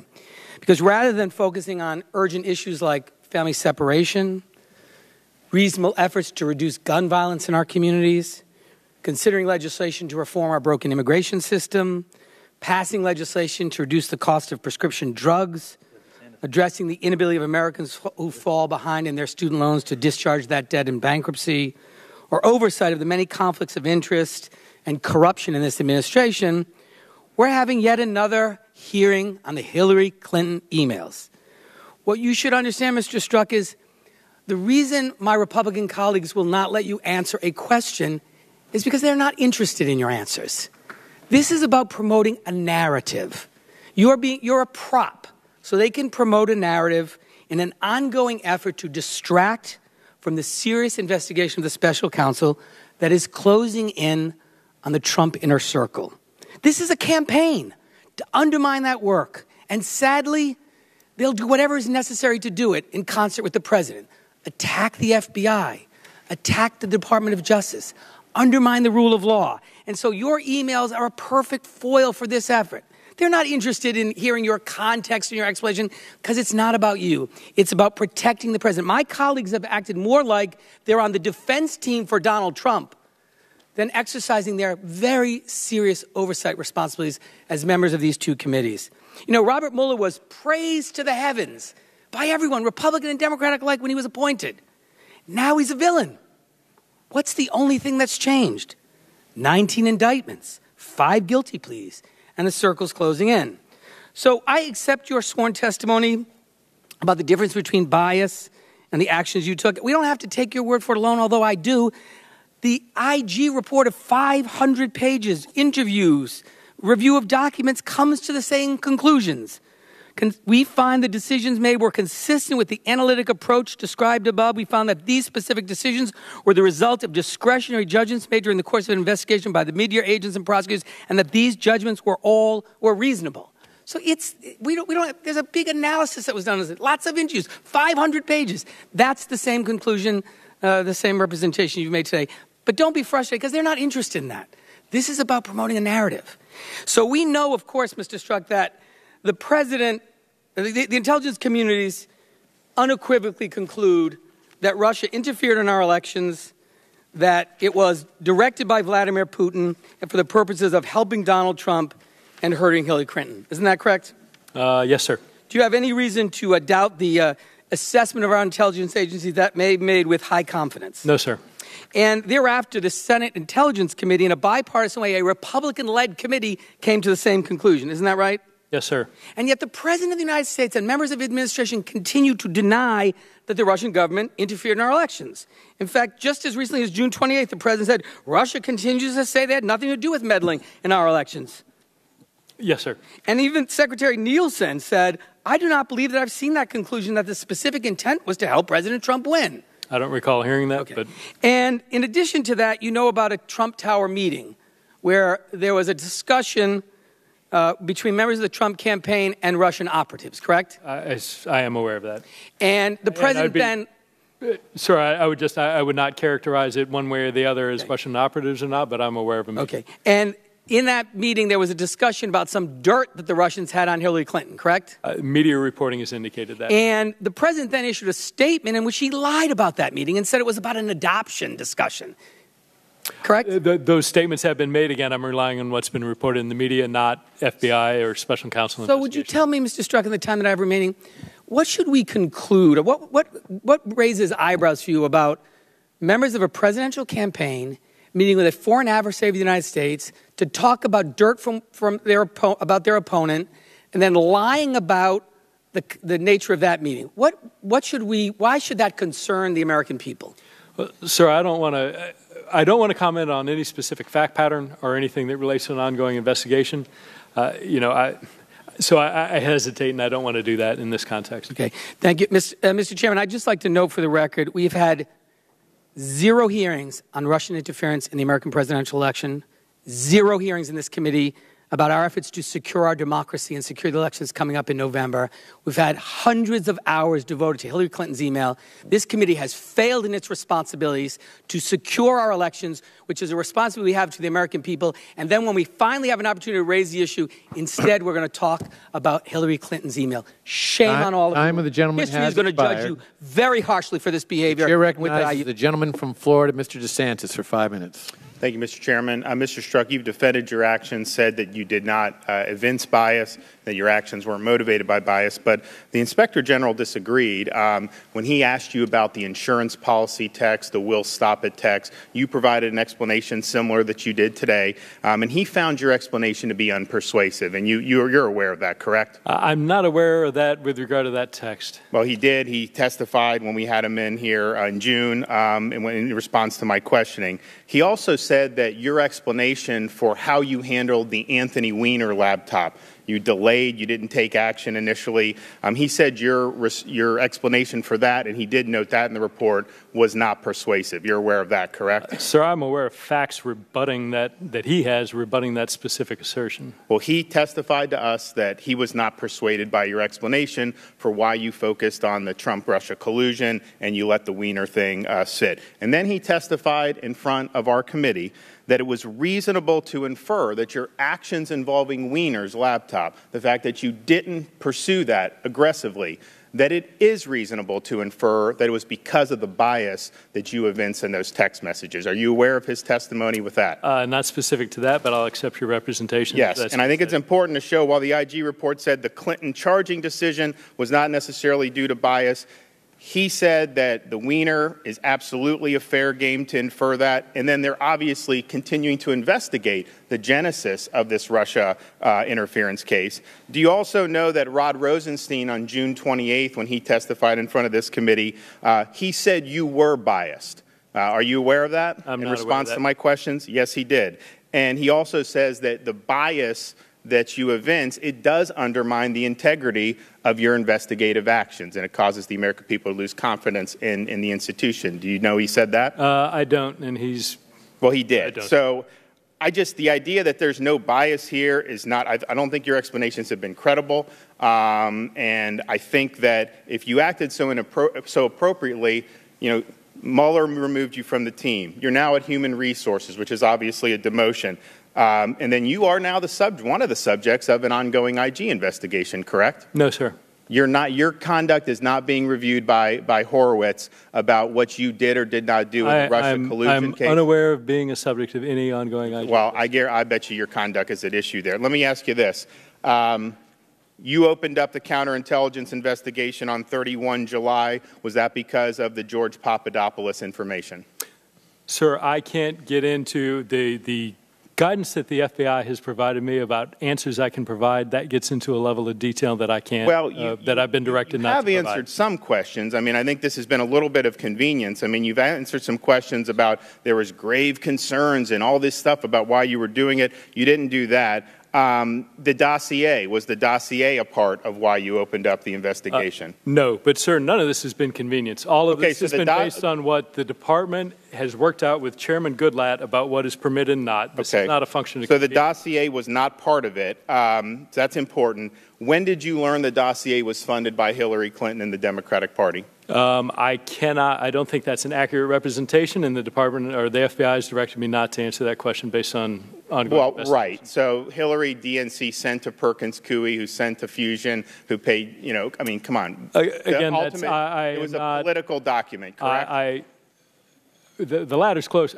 I cannot comment. The FBI has directed me to not answer that question. Would it be fair to say that the dossier what would you choose? Is it a political document, opposition research, or is it legitimate intelligence? Sir, I would very much like to answer that question. Okay. I've been directed by the FBI that I may not get into that based on operational requirements or equities. So here's the issue I think we have. We see the bias that you did. Your explanations for why you said what you did, really aren't credible. We're trying to get to the genesis of why open up a counterintelligence investigation against the opposing party's campaign. I'm with you about focusing on Russia and holding them accountable, but you tried to rope in the other party's nominee. There was also a lot of bias, and then we can't get any answers to the questions of what the genesis of any of this was. And let me finish. May 18th, Chairman Gowdy mentioned, you say, look, my concern's that there's no big there. So this had been going on for at least 10 months. I think it was going on before July 31st. And there you are, Mueller's appointed, and you can't even identify any reason to suspect that there was collusion between Trump's campaign and Russia. There was no big there after 10 months. So that's the concern, is that somebody like you who said we'll stop him, who said we needed insurance policy, that you let that bias, you wanted there to be something there. You wanted it to be true, and that, I think, influence your actions. You can prove us wrong by providing us the information. I'd like the information on any type of informants pre-July 31st. I'd like the information on what you used to open up the counterintelligence investigation. I want to know whether that was any foreign intelligence involved or whether it was funneled through the State Department. These are all questions that if we just put those out and answer them, then a lot of us would be able to then make I think, American people can make a judgment. I'm going over my time. I yield back. Mr. Chairman. Time of the gentleman has expired. Briefly.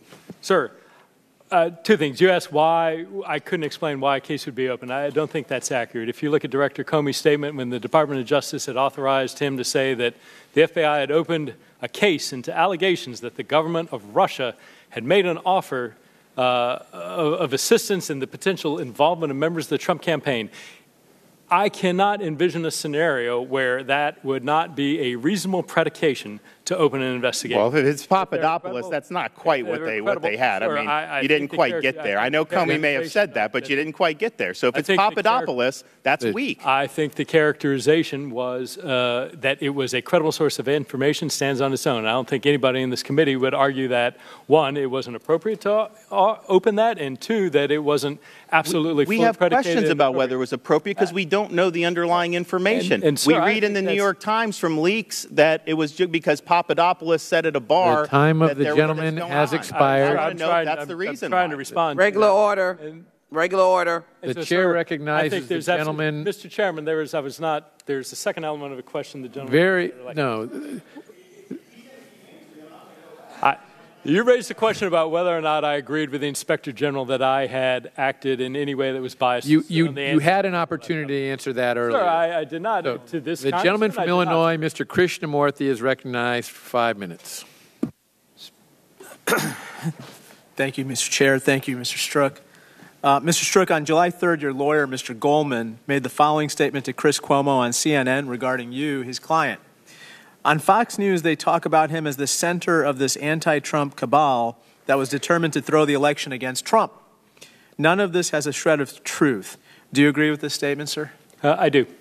And in a June 19th op-ed in USA Today, your lawyer said, regarding the Russia investigation, what we call the Russia collusion investigation, that you and your team, quote-unquote, went out of their way to prevent leaks and actively ensured that news reports did not overplay the seriousness of the investigation. Is that true, sir? Yes. Now, tell us why it's so important to prevent leaks from the FBI to journalists or to others.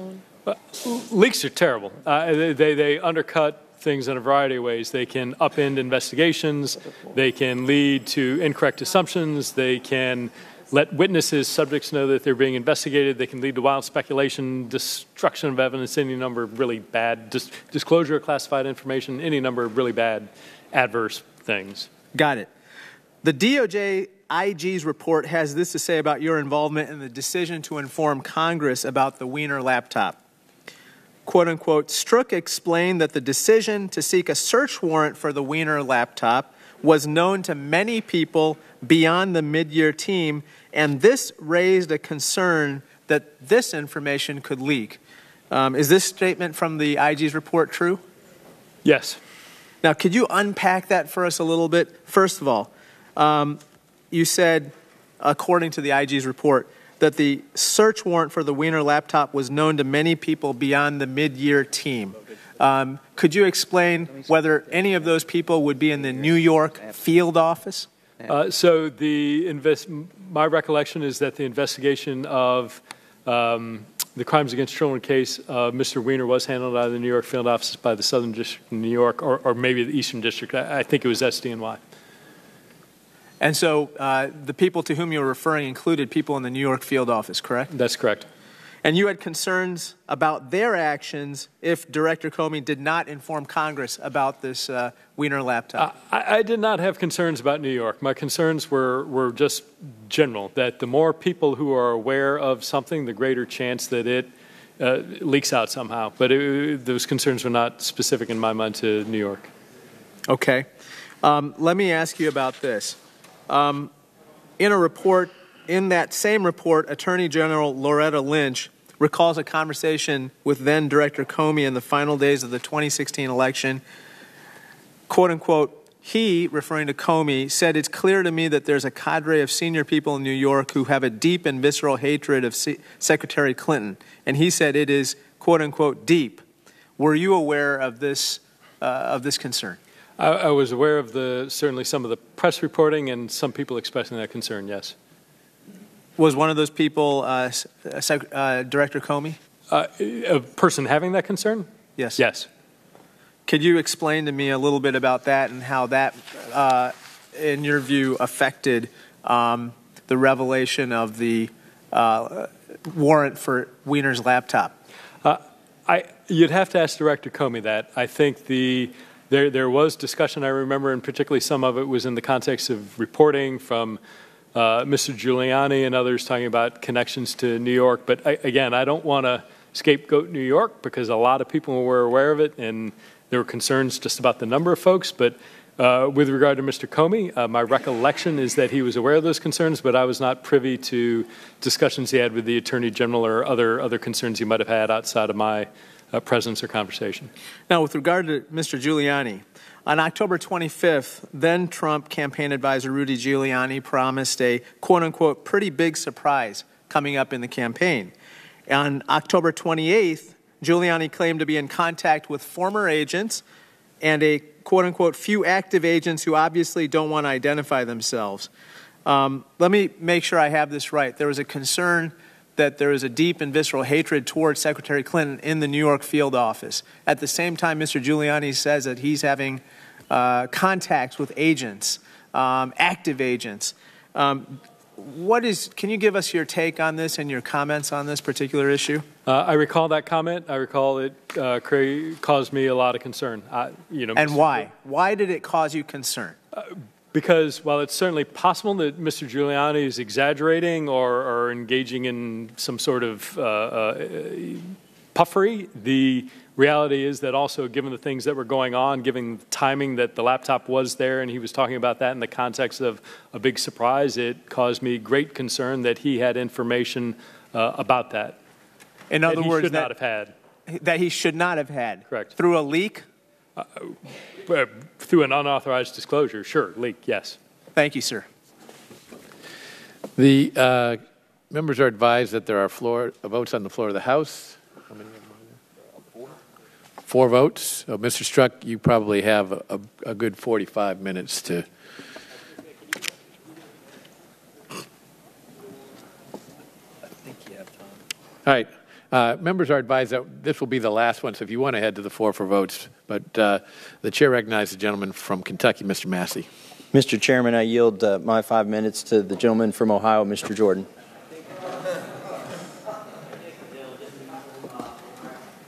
Sir, I can't hear you. Just a couple questions. That's almost 5. Agent Strzok, in earlier round, you said you never talked to Glenn Simpson, right? Correct. And you never talked to Nellie Orr. Correct. And you wouldn't say whether you knew if Nellie Orr worked for Fusion. Is that correct? My understanding from my direction of the FBI is I'm not permitted to answer that question. Okay. But you did say you talked with Bruce Orr, fellow Department of Justice employee, and Nellie Orr's husband. Yes. But it is common knowledge that Nellie Orr worked for Fusion in the summer of 2016. Is that right? I don't know if it's common knowledge or not. It's been in all kinds of reports. Oh, it is now, all kinds of absolutely. Press reports. All right. You met with Bruce Orr in 2016 and 2017, so the time period that we're focused on. To the best of my recollection, yes. All right. And you won't tell me what you guys talked about? Sir, I can tell you we talked about operational matters that he was involved in, but the FBI has directed me not to give you, specifically, you can't get into specifics and details. Did Bruce Orr give you any documents? Sir, same answer. I would like to answer that question, but the FBI has directed me not to get into. You can't. My understanding is, Mr. Chairman, the discussions we've had with the FBI, he's allowed to tell us those kind of pieces of information. I'm not asking what the documents were. I'm just asking, did Bruce Orr ever hand you documents? I understand full well what your question is, sir, and I would love to answer it. My understanding from the FBI is when it comes to operational details, including whether or not we collected evidence or didn't, that I'm not permitted to answer that. I would love to answer that question. All these. I mean, you understand where I'm coming from, right, Agent Strzok? Sir, I understand your frustration, and what I'm here to tell you is I think the answers would set you at ease. Yeah, you understand. We got an email from you briefing everybody on the team, all the key players, Rybicki, Baker, Page, Maffa, Priestep, and Andy McCabe. And in that email, you say the dossier that you are now looking at that BuzzFeed is printing has differences from the one given to us by Korn and Simpson. Earlier today, I asked you who Korn and Simpson is, and you wouldn't answer that. It's kind of funny to me because yesterday, David Korn tweeted out, he's the Korn in your email. So the guy himself's identified himself. We all know it's David Korn, and then the other name is Simpson. So you have this, and we're wondering how the dossier got to, or if, more importantly, if the dossier got to the FBI through media sources, not just through Christopher Steele. And of course we know Nellie Orr worked for the guy you're mentioning, Glenn Simpson. She worked for him the whole time. You've never had conversations with her, but you did have a lot of important conversations on operational matters and ongoing investigations with her husband, Bruce Orr, who's also happened to be reassigned at the Department of Justice. And I'm just one, and you've said that, well, you won't answer the question whether Mr. Orr has given you documents or not. So I'm just wondering if that was the route. Was that the route the dossier went? Glenn Simpson to Nellie Orr, to her husband, and then to you. Sir, I understand. That's my frustration. I understand your question. I understand your frustration. I understand the absurdity of something produced that you're reading that I've been directed not to answer questions about. The best I can do is tell you I would like to answer you, and I'm afraid it's an answer that would both reassure you and disappoint you. Well, we're going to be asking, I think, Mr. Chairman, if it's okay with you, we're going to be asking the FBI and the Department of Justice to give us those documents that may or may not have been exchanged between Mr. Orr and Agent Strzok. I think that's something this committee would like to have and see what those, if in fact there were documents, what the heck they were. I got a minute. I'll yield it to you. Sir, you're going to love this and it's going to upset the vote. I have been instructed that the FBI has now told me that I can answer questions about the receipt of the documents. So I will defer, Mr. Chairman, if you would like to hear that or take your vote. The gentleman may proceed with his questions and you may answer. May I confer with counsel briefly to see if this is completely unbounded or if there are any limitations on what I may say? Well, I got a lot of questions I've asked all day long. Let's ask the one you've been told you can answer. All right, so let's hear the answer to this one. Which question, sir? The one that's on the table about the documents. Sir, the documents we received from a different source in the initial batch in mid-September. Wait. No. I'm not understanding. You said you got, go back, did you get documents from Bruce Orr? Yes, at some point we received material from Mr. Orr. You got documents from Bruce Orr. And what were those documents? We received documents from Mr. Orr, not me. Excuse me, sir.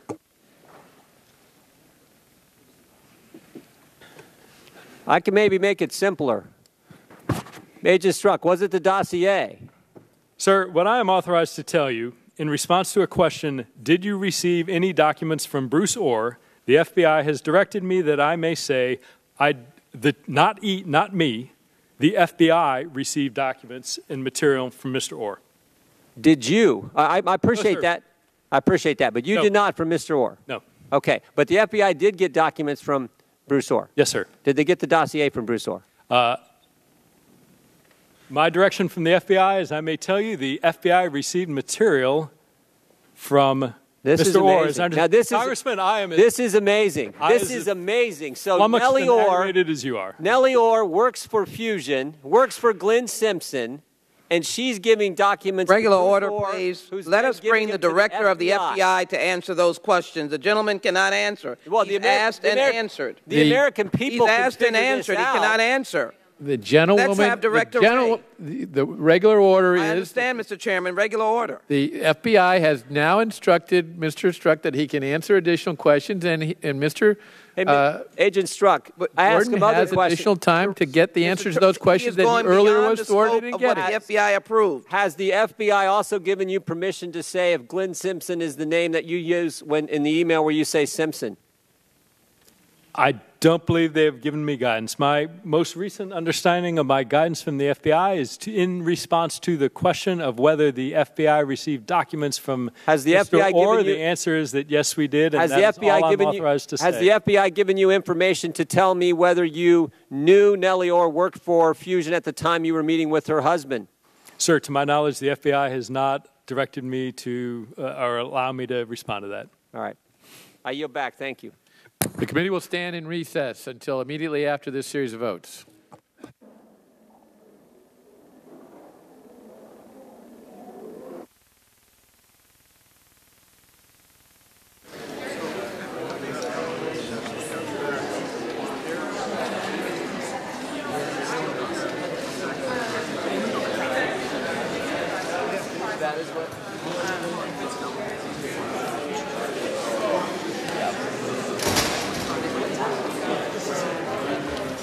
My editors keep asking me.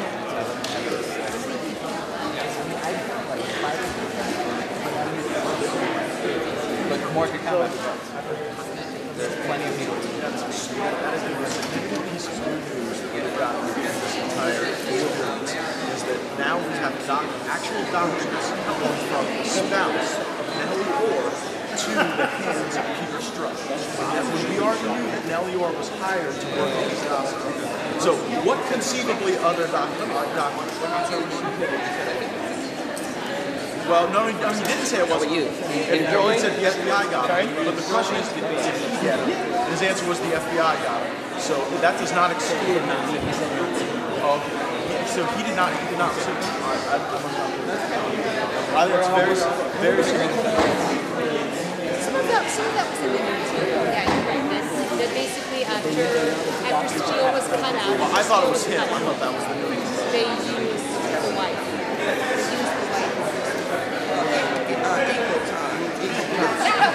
Equal time. I'm only about 2 seconds on the clock. Let me be very clear. First of all, he asked and answered the question, which is the FBI, which does have attorney-client privilege because counsel is there from the FBI. So they keep saying the FBI, but counsel of the FBI is advising attorney-client privilege. And they advised him to answer about receiving documents, not the specifics of the document. I do believe that since the record rate is not in the Mueller investigation, call.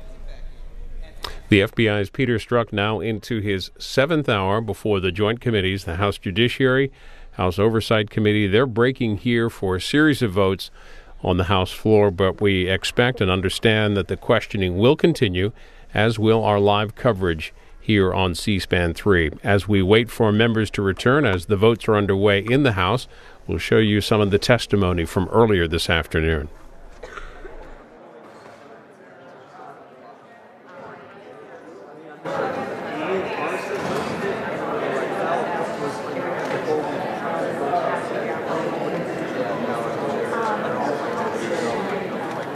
Sure, thanks, gentlemen.